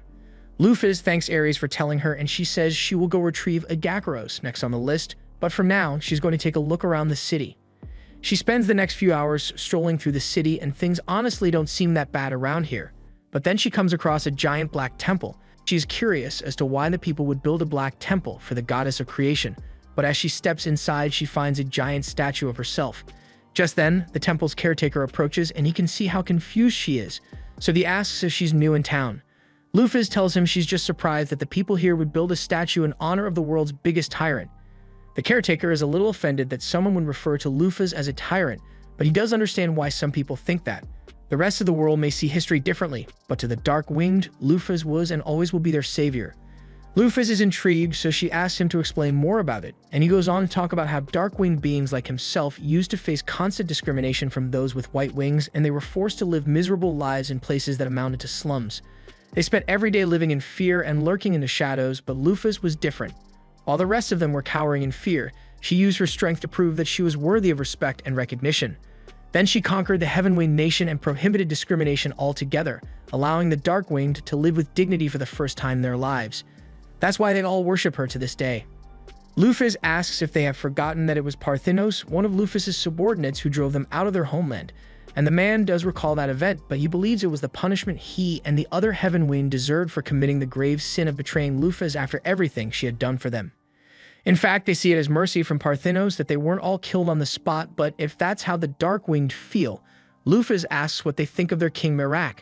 As soon as she mentions Merak's name, the caretaker's face soars because he believes Merak to be one of the worst kinds of fools, a man who calls himself a hero despite the terrible things he has done. Elsewhere in the city, Dina looks like she's waiting for someone, and she is getting frustrated because he was supposed to show up a while ago. Meanwhile, at the same time, Libra is up in the air scanning the facial expressions to see if any of the citizens here have recognized Lufas yet, but there doesn't seem to be anything out of the ordinary. She then spots Dana, who, judging by her posture, looks like she's waiting for someone to show up, and further down the street, Libra spots a person heading straight for Dina, but upon further inspection of the man's strange appearance, she determines that this must be a demon in disguise, so she flies down to intercept him. Libra lands in front of the demon and tells him to back away immediately or face hostile action, and at first he tries to play it off like he's a regular citizen. But when Libra tells him she has already seen through his disguise, he drops the act and attacks, so Libra activates her defense protocols. While that's happening, Ares is sitting at the edge of the city, and because this place was founded by one of the heroes who betrayed Lufas, Ares would love to burn it all to the ground, but he knows Lufas wouldn't want that, so he decides to take a walk to cool off. However, after a while, he notices that there's no one else around, and a moment later, a barrier is formed and he is confronted by Exgate. Meanwhile, Merak is in his castle, having a meeting with the other Light-Winged, and he looks so exhausted because the Light-Winged have been yelling at him to use his power to get rid of the Dark-Winged. Merak initially founded Galahorn to give the Dark-Winged a place to go where they wouldn't be looked down upon by the Light-Winged, but then Parthinos kicked the Light-Winged out of Vanaheim, and now they didn't have anywhere to go, which is why he reluctantly welcomed them into this nation. But even though this wasn't their land to begin with, they kept insisting on receiving special privileges and persecuting the Dark-Winged. He has tried handling this diplomatically, but no matter how many times he tries to convince them to just coexist with the Dark-Winged, the White-Winged keep trying to get him to kick them out.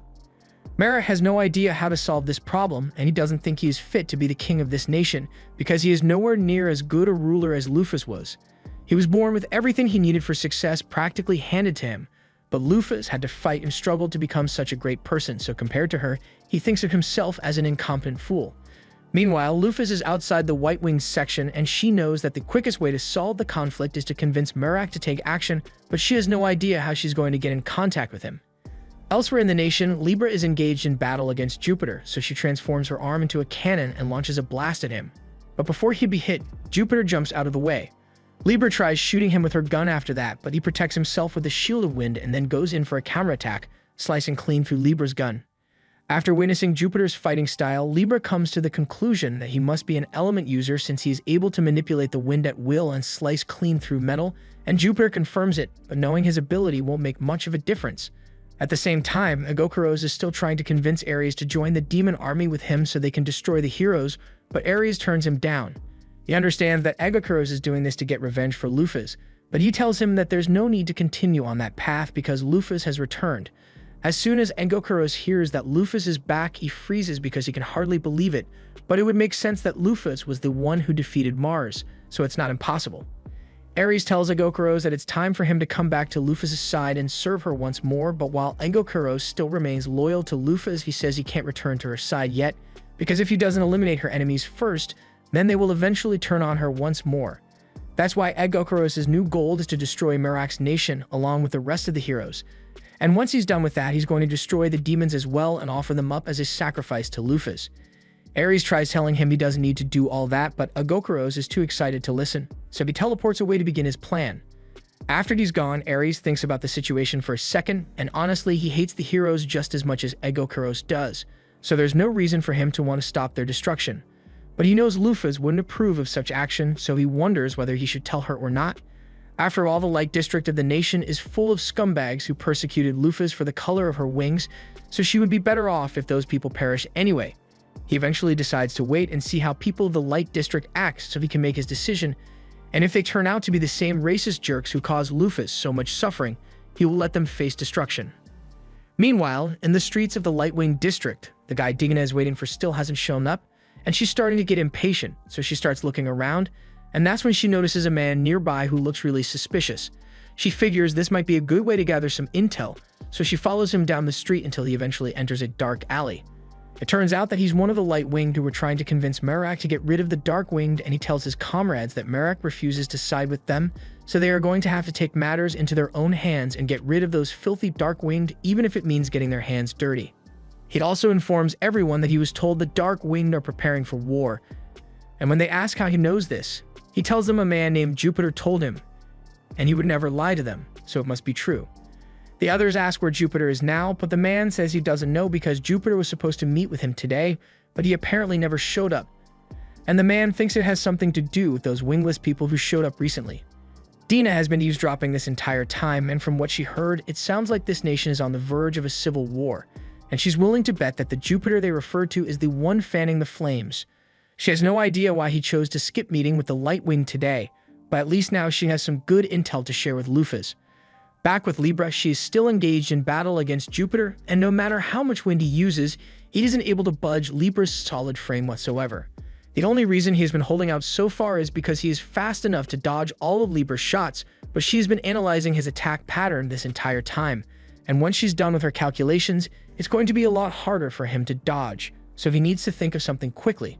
He realizes there's no way he can beat Libra right now, so he creates a massive gust of wind to kick up dust and obscure her vision so he can escape. Libra tries to stop him by blowing the dust away, but by then it was already too late, and Jupiter was long gone. Later that day, everyone meets back up to discuss what they've learnt, and Dina informs Lufas that the Lightwinged are currently preparing themselves for war against the Dark-Winged, although they were likely incited into doing so by a man named Jupiter. Libra then speaks up to inform Lufas that she engaged in battle with one of the 7 demon luminaries whose name was Jupiter, but despite her best efforts, he managed to get away. Lufas is surprised to hear that there was a demon trying to destroy this city when it would likely fall apart on its own, but since Jupiter is likely to come back, Libra requests that Lufas alchemize some homing bullets and missiles for her since she's currently running low on ammo. Lufas agrees to make some ammunition later, but before that, she turns to Ares and asks him if anything happened on his end. Ares still hasn't decided whether he should let the Heaven Wing be destroyed or not, so for now he lies and tells Lufas that nothing noteworthy happened to him. Lufas takes his word for it, so she then proceeds to tell everyone what she observed in the Dark District. The people there have endless hatred for those from the Light District, and it's very likely that a civil war will break out soon, but in other news, the Dark Wing seems to have erected a statue of Lufas in their temple and worship her. After hearing this, the others fully approve of the Dark District, and Libra even suggests they should join the Dark Wing's side during the Civil War, but Lufas tells her she doesn't plan on taking a side at all. If a civil war breaks out, this nation will fall and it will give the demons the perfect opportunity to invade, so they have to prevent that at all costs, and to that end, she asks Libra to capture Jupiter next time she sees him. Libra asks if they mean she's barred from killing Jupiter, so Lufas tells her they need him alive so they can force him to testify in front of all the Heaven Winged. However, Libra's safety is still Lufas' top concern, so she asks her to be careful about how she confronts Jupiter next time. Later that night, Lufas is busy alchemizing some more ammunition for Libra, and she wonders how things ended up like this. She initially only came here because she wanted to meet with Merak and find out whether he's a player or not, but now she's stuck trying to stop a civil war. Meanwhile, out in the forest, Jupiter is throwing a temper tantrum because with Libra around, he can't risk getting close to the city anymore. And if she's there, then that means Lufas must also be around, and that puts the whole plan of destroying the city at serious risk. Just then, Venus shows up and asks Jupiter why he's so upset, but he doesn't appreciate the patronizing tone, especially when Venus did nothing to help him while he was being attacked by Libra. However, Venus says she had been waiting at their scheduled meeting point the entire time, but he never showed up, and that's not her fault. Jupiter asks why she led Lufas to the center of the city in the first place, but Venus tells him she's nowhere near strong enough to stop Lufas, so there was nothing she could do to prevent her from entering the city. Jupiter can't argue with that logic, but he is still really upset because the plan was to invite the Heaven Winged into starting a civil war and destroying themselves so the demons could swoop in and destroy Merak, but with Libra on the lookout for him now, Jupiter can't get anywhere near the city without her finding him. Venus says she feels a little guilty about not assisting him earlier, but that's why she's offering to help him out now. She says she can keep Libra busy for him so he can carry out his plan, but she can only manage around 20 minutes, so he's going to have to work quickly. Meanwhile, back in the city, Lufas has just finished alchemizing the ammunition Libra requested, so she calls her in so she can take what she needs, but she wasn't expecting Libra to lift her skirt over the ammo, and somehow it all just fits in there. But Lufas has no idea how. Libra thanks Lufas for the ammo and promises that the next time she sees Jupiter, he won't escape her. But on another note, Libra asks if she knows where Dina went because her sensors indicate that she's not within a 100-kilometer radius of this city anymore.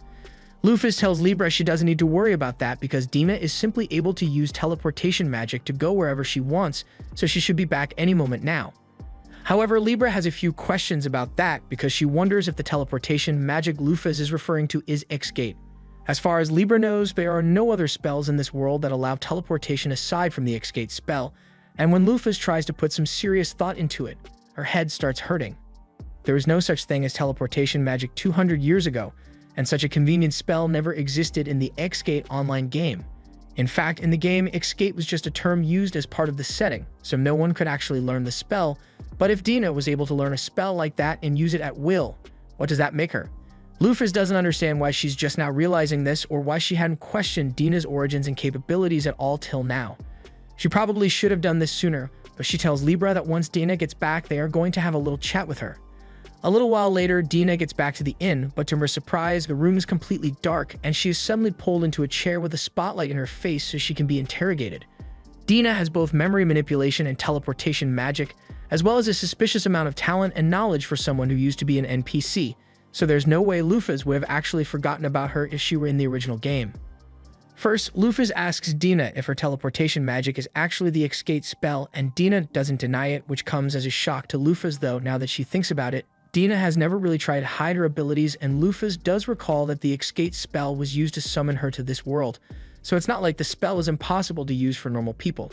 Still, it's odd that Dina is able to use it at will, so Lufas asks about her abilities, but Dina gets offended and starts yelling that she worked hard the last 200 years, so she would stand out more, and Dina seems really serious about it. So Lufas decides to drop the case for now. Dina is relieved that Lufas isn't suspecting her anymore, but now that the investigation is over, on a completely unrelated note, Dina mentions that she should be able to transport Libra anywhere she wants with her Exgate ability. Lufas is surprised to hear that because earlier, Dina said it was complicated to transport other people, but she explains that since Dina is a golem, she is technically an object, so the restrictions of Exgate don't apply to her. In fact, she suggests they should test it out right now, and Libra sees no issue with this since Jupiter hasn't made a move on the city, and it would be very unlikely that he would launch an attack in the short time that Libra will be gone. She tells Lufas she will be back in roughly 10 minutes, and both Libra and Dina teleport away, but not even 10 seconds later, Jupiter launches an attack and blows up a portion of the Light-Wing district. The entire city is engulfed in a cloud of frenzy that causes all the feelings of hate between the light and dark sides to be amplified several times over, and it looks like an all-out war could break out any minute now. Lufas realizes that this is the result of moon magic, not a skill, and since Jupiter uses wind magic, this couldn't be him. She rushes over to Ares to tell him that it looks like there's someone else who desires the destruction of this city besides the demons, and she asks him if he has any idea what's going on here. Ares asks her what she would do if hypothetically this turned out to be the work of one of the 12 heavenly stars, and they were doing this out of loyalty to her. He is concerned that she might be really angry once she finds out this was Agakaros's doing, but while Lufas does say she has to smack some sense into them, she would also be pleased by the expression of loyalty towards her, even if it was misguided. Hearing that makes Ares realize what he must do to make up for not telling Lufas about this earlier, so he says he is going to handle the situation by himself. However, if Agakarose really is the one behind all this, Lufas knows that Ares stands no chance against him, so he might be getting himself into some serious danger. Meanwhile, at the center of the city, Agakarose is hard at work spreading his negative energy throughout the city so the Heaven Winged will destroy themselves, and it looks like it's working really well because most of the city is already on fire. Jupiter is watching from one of the rooftops, and he thinks it's hilarious how easy it was for them to get both sides to destroy each other. And once the Heaven Winged have crushed themselves, this nation is bound to fall, so there's nothing left for him to do here. He plans to leave before the 10 minutes Venus bought him are up because he doesn't want to risk running into Libra out here, but to his dismay, she shows up right behind him a second later. Jupiter doesn't understand how Libra could be back so soon when Venus promises him she would keep her busy for at least 10 minutes, but as it stands, his chances of escaping are very slim. Libra has already analyzed all his attack and evasion patterns, so she tells him that his chances of victory against her are less than 1%, but if he surrenders himself, she will be sure to spare them. Jupiter refuses to surrender, so he dashes past her trying to escape, but she has already seen him use this maneuver before, so she's able to shoot him in the back before he could flee. His reaction time is now reduced by 20% because of the pain, and Libra has a bunch of homing missiles in stock thanks to Lufas, so there's no way he can avoid them. As the homing missiles approach, Jupiter creates a wind barrier around himself as his shield, but Libra already expected this as well. So she punches through the barrier and sends Jupiter crashing into the ground. He can't believe that even though her attack barely grazed him, it was enough to do so much damage to him.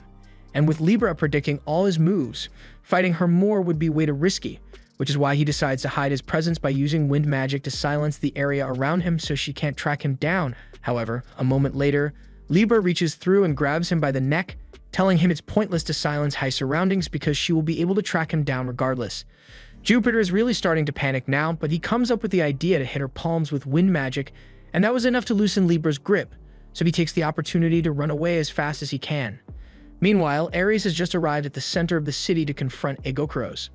Exgate assumes correctly that Ares is here to try and stop him, but he refuses to undo his berserk spell until the city has been reduced to nothing but rubble.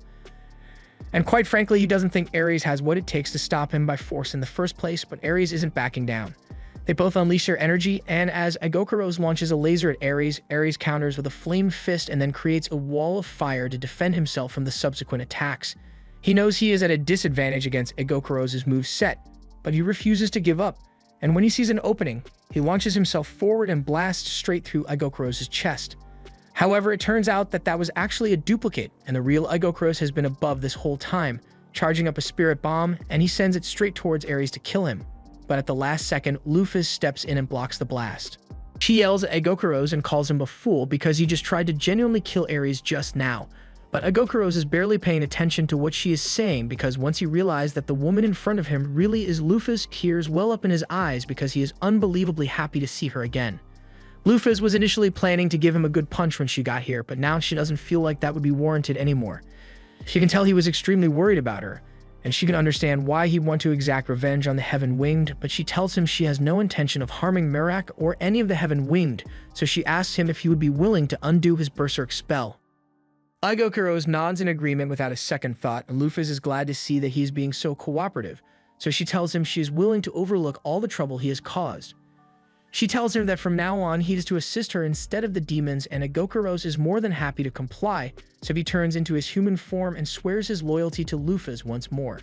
He then undoes his berserk spell as Lufas requested and then slips into her shadow, but while Lufas assumes this will put a stop to the civil war, Exgate tells her that won't be the case at all. All his spell did was amplify existing emotions, so even without it, the light and dark sides still hate each other and will likely kill each other anyway. Lufas realizes this is worse than she thought it would be, but all of a sudden, Dina shows up, and she says she has a way for them to stop the war before it happens. Lufas is glad to see that Dina is back, but Exgate looks confused because he doesn't feel like he knows Dina, but for some reason he recalls her being part of the background 200 years ago.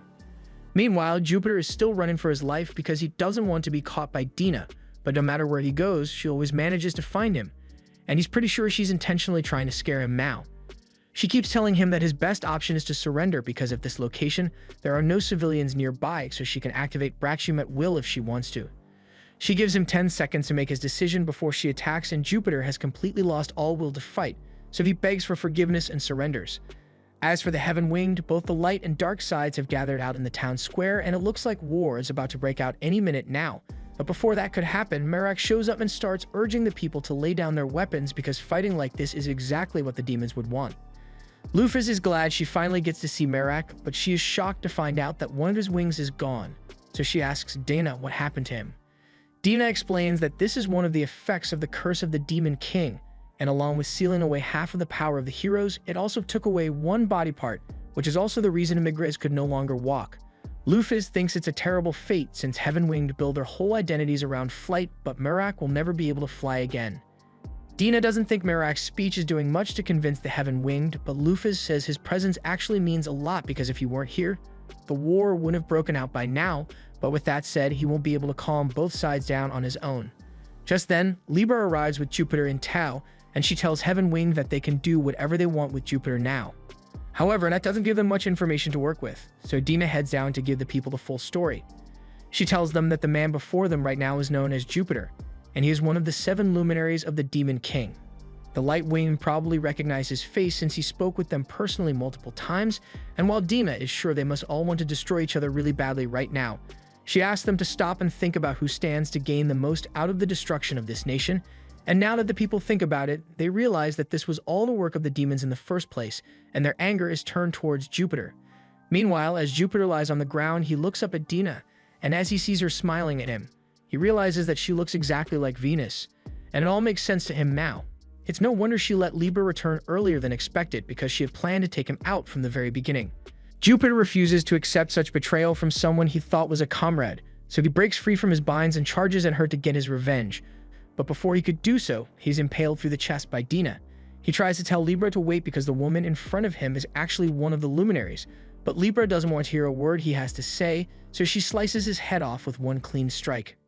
Dina then tells the crowd that it looks like the problem has officially been resolved, and the people are left speechless because while they were angry at Jupiter, they weren't expecting to see him get decapitated in such a brutal manner.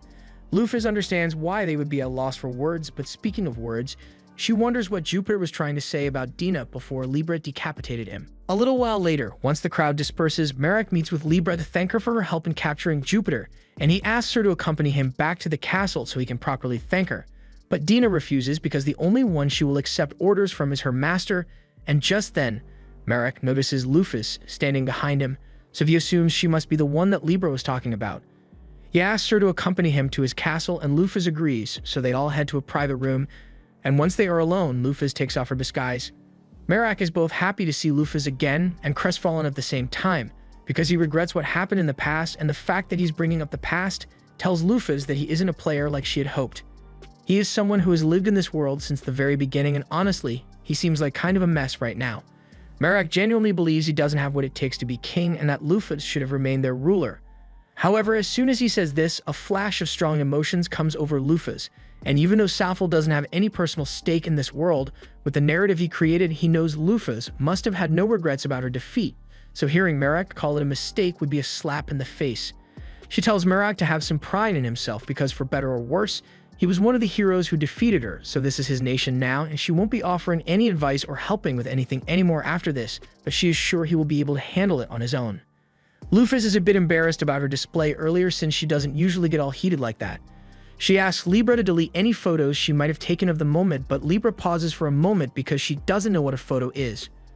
Agokuros and Aries are also at a loss because they've never heard of such a thing before, and Lufas assumes things like photos must not exist in this world, but then a memory flashes through her mind, and she recalls that when she first came to this world, she mentioned something about how no one should have any photos of her, and Dina carried on with the conversation as usual, so she must have known what photos were, and if that's the case, and there must be something she is hiding, so she asks Dina to have another private chat with her, and Dina gets a creepy smile on her face. To get right to the point, Lufas asks Dina who she really is because there's no way she is an advisor like she claims to be. Dina admits that she was lying about her identity, but it should have been obvious from the beginning because when Lufas got back and met Dina at the tower, if Dina were really a loyal advisor waiting for her master's return, then she would have at least kept the place clean over the past 200 years, but it still looked abandoned when Lufas arrived. Lufas also knows Dina can't be one of Lufas' former subjects either because if she were, Libra wouldn't have remembered her face right away. Dina confirms that she is neither Lufas' advisor nor her subordinate. She simply knew that Lufas had an NPC with this character design in her tower, so she just made use of that identity to get close to Lufas. The fact that Dina knows of the term NPC leads Lufas to believe that she must be a player just like her. But if that's the case, then why did the others say they recognized her? Just then, Lufas recalls the time Dina once mentioned that she had the ability to implant and alter the memories of other people, so she must have manipulated their memories. Dina confirms this as well, explaining that she implanted memories of herself in Ares when she first met him. As for Egokuros, he had been cooperating with the demons for a long time, so she was able to implant memories in his head when he went to the demon castle.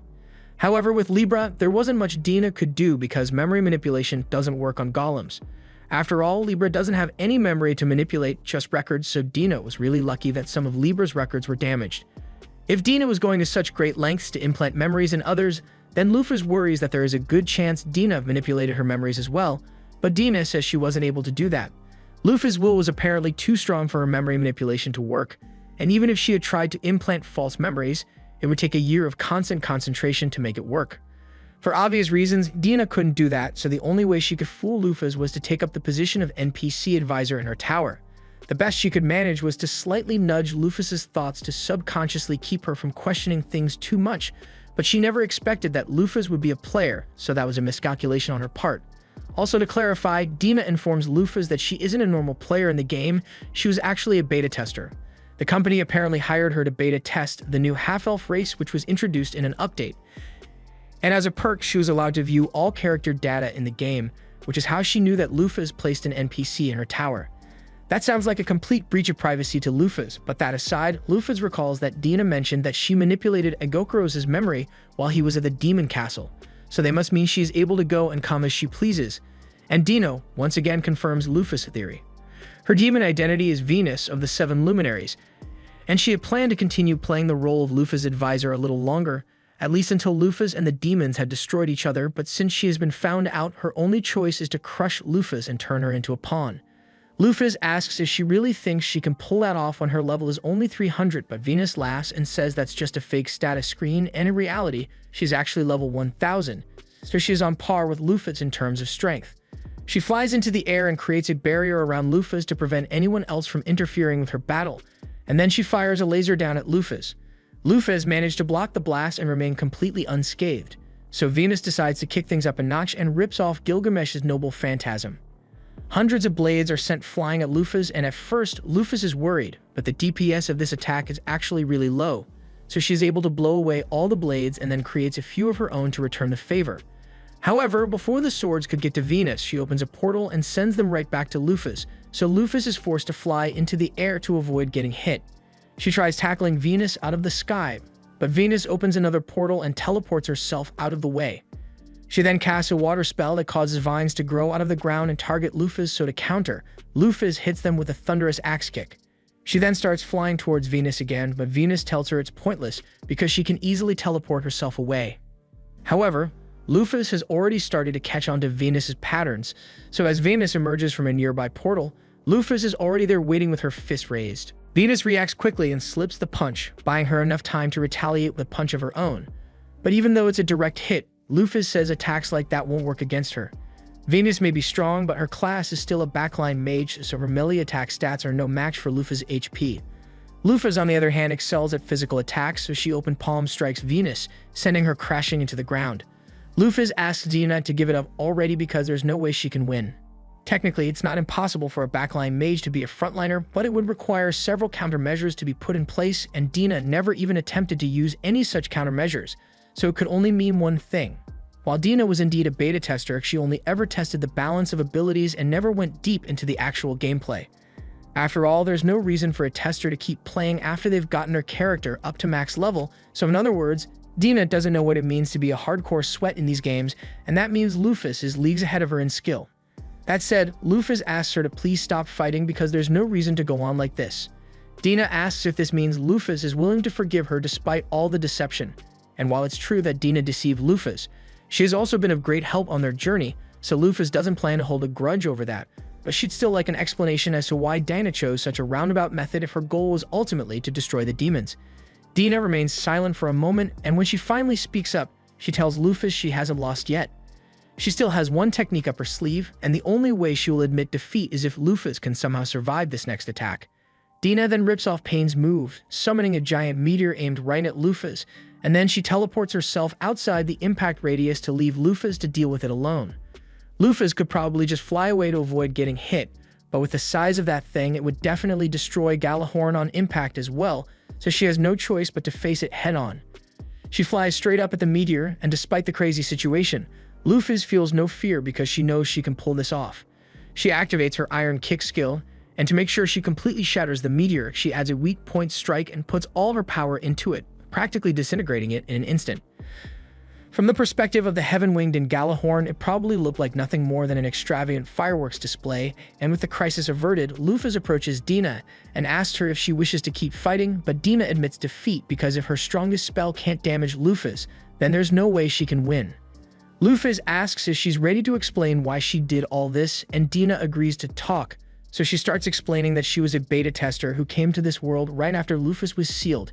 She was occupying the avatar of the character she used to play, and at the time, there were still plenty of strong characters around.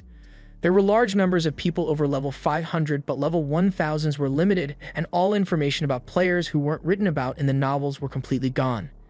That's what led Dina to realize that this isn't the world of the game after all, it's the world of the game's published novels. Hearing this comes as a shock to Lufas because she never even considered that possibility till now. The game had a novel system which incorporated players' actions into stories for an official history of the world. This is bad because there weren't many people who actually made it into the novel in the first place. After all, the player count overwhelmingly exceeded the number of authors available, and there were also players who didn't want to be in the novels at all. Though, if this world really is based on the events of the novel, then Lufas wonders why a beta tester like Dina is present in the first place. Dina explains that she has already searched all over, and she was unable to find anyone who was in the same situation as her. All the characters of her friends had been residents of this world from the very beginning, so she figured she was the only player who was brought here from the other world. Lufas tells her that there could still be a chance that there were others like her and she just didn't realize it. And Dina admits that it's possible she might have missed something, but by now it's way too late because most of the people from back then are long dead now. It should have been obvious from the start, but if all high-level players from the game had been present in this world, then there's no way the demons would have been able to push humanity this far back. Dina was incredibly frustrated because not only had she been separated from her friends, but she was also left alone in this world that was on the brink of destruction. She wasn't strong enough to defeat the Demon King on her own, so it was the best she could do to infiltrate the demon upper ranks to delay the conquest from within. That's why when Lufas returned, she planned to trick her into confronting the Demon King to get rid of him once and for all. This all sounds very convincing, but for some reason, Lufas gets the feeling that there's something wrong with Dina's explanation, and for some reason, Lufas can't quite put her finger on what's wrong. Dina asks her if she has any other questions she would like answers to, but the only thing Lufas really wants to know is whether Dina is an emergency or not. Dina assures Lufas that she is not her enemy, though it would be easy to interpret all her attempts at deception as hostility, so she won't complain if Lufas still thinks of her as an adversary. However, to Dina's surprise, Lufas actually asks her to return and continue being her advisor. Dina asks if she's sure about this after everything she has done, but Lufas doesn't care about that. After all, she still owes Dina for all the help she has provided on their journey. And having a subordinate with secret plots sounds like it would be fun, so Dina is welcome to come back if she wants to. Dina is still in disbelief, so she asks if Lufas is really a player because that response sounded way too in character. Lufas laughs and admits that her players' memories and characters' memories are kind of blending together, so she does act in character a lot. But the main reason she wants to have Dina by her side is because she is just glad to have found someone in the same situation as her.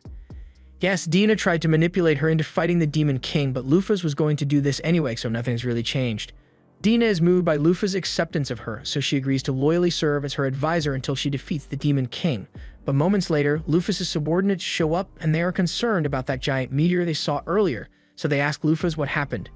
Lufas can't exactly explain her battle with Dina to them, so she just says she was attacked by a mysterious force. The others don't question it, so Lufas moves on and says they should get ready to leave so they can go get Parthenos. And while they are on the topic, she asks Ungokuros if he has any information on the rest of the heavenly stars, and as a matter of fact, he does.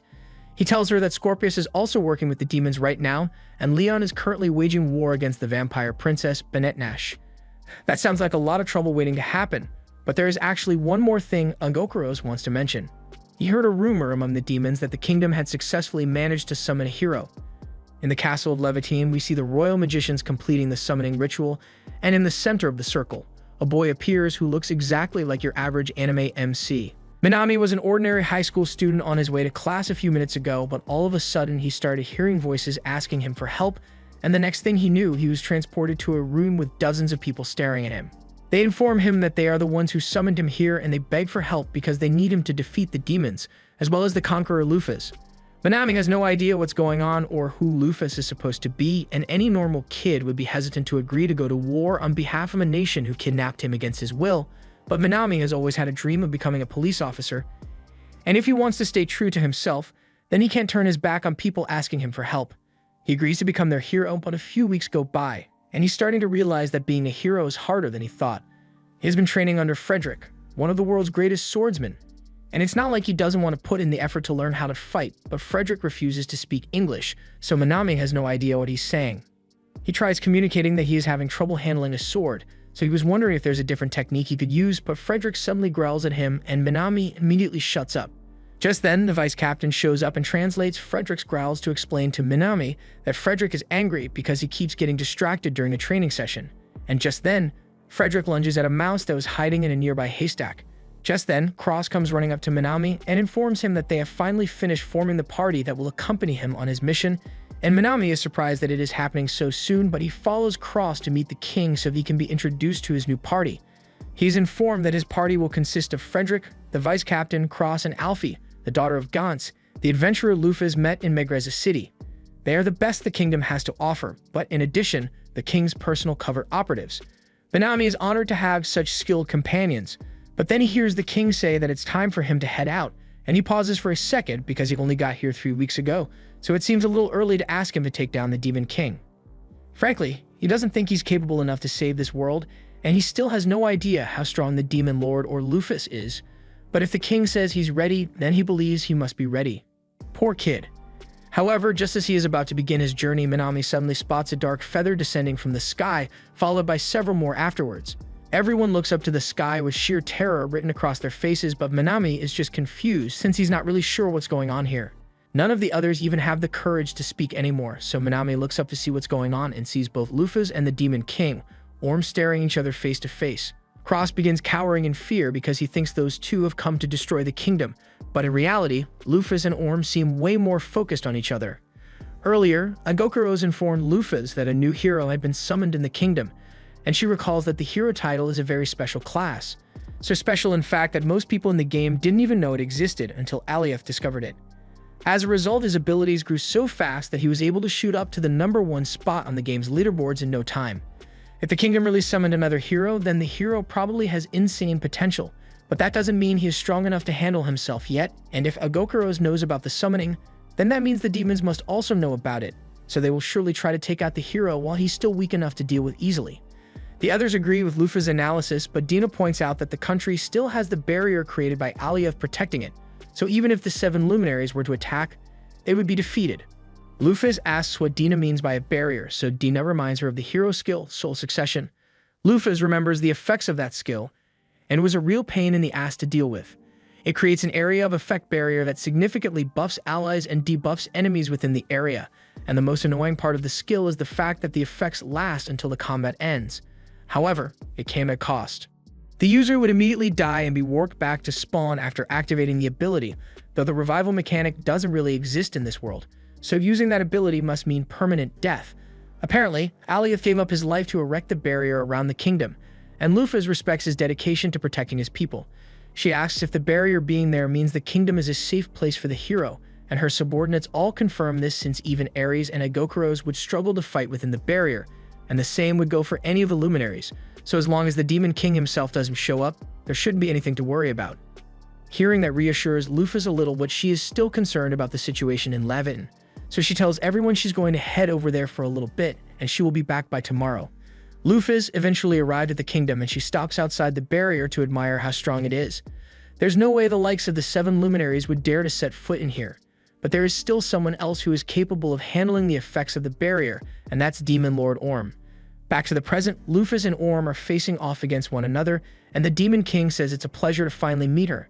As he says this, he refers to her as Alcor and begins releasing his power, and the terrifying pressure sends the hero party crumbling to the ground. Lufas is confused by the name Alcor, so Orm explains that it is the name that he and the rest of the demons refer to her by out of fear and respect.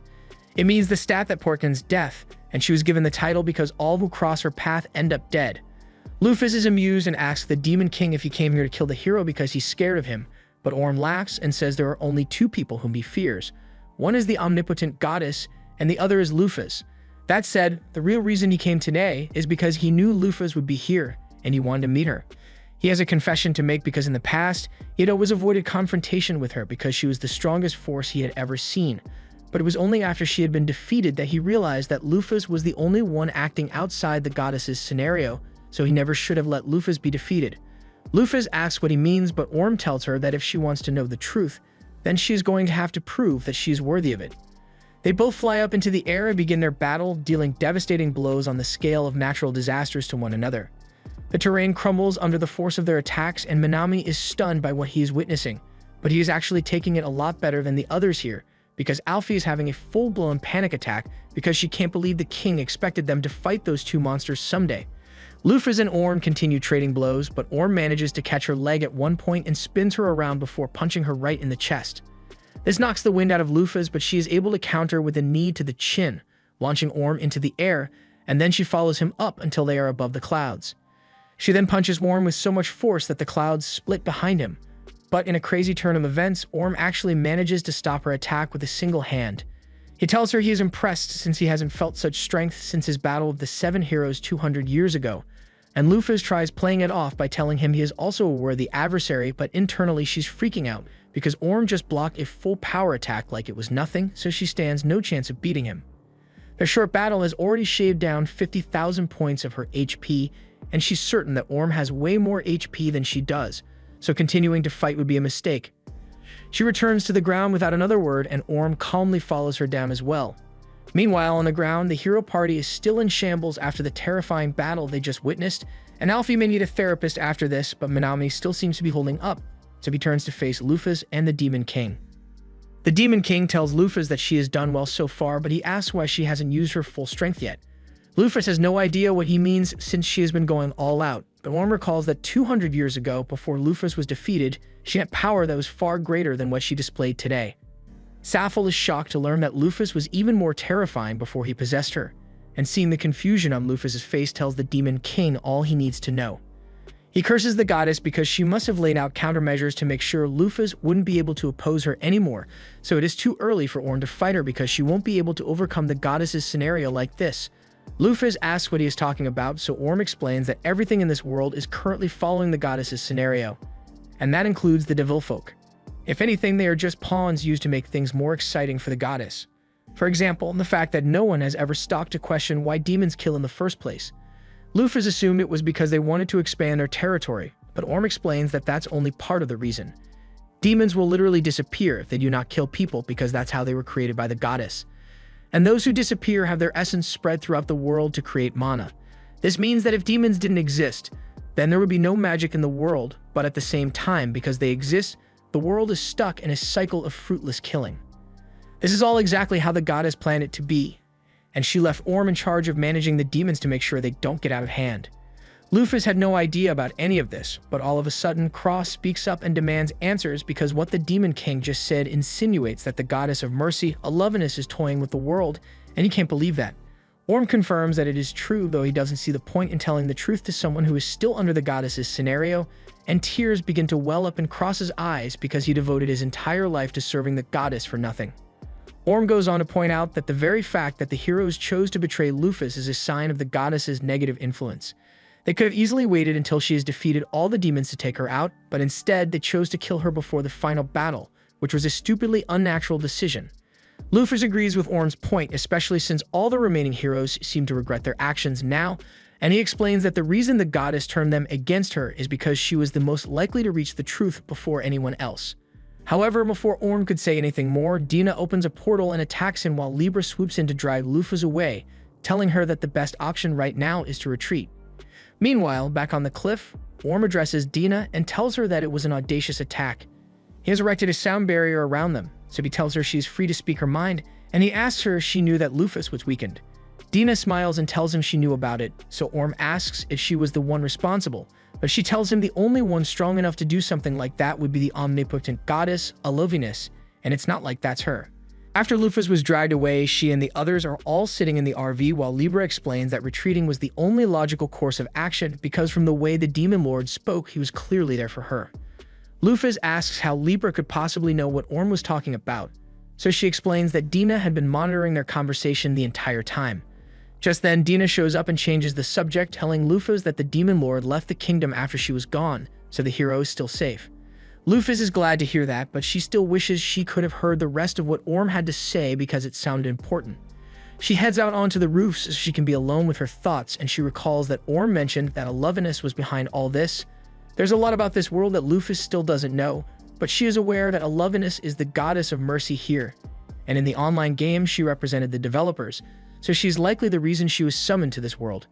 On top of that mystery, there's also the goddess scenario that Orm mentioned, and the fact that the Lufas from 200 years ago was apparently trying to stop it, but the current Lufas has no idea what any of this is supposed to mean.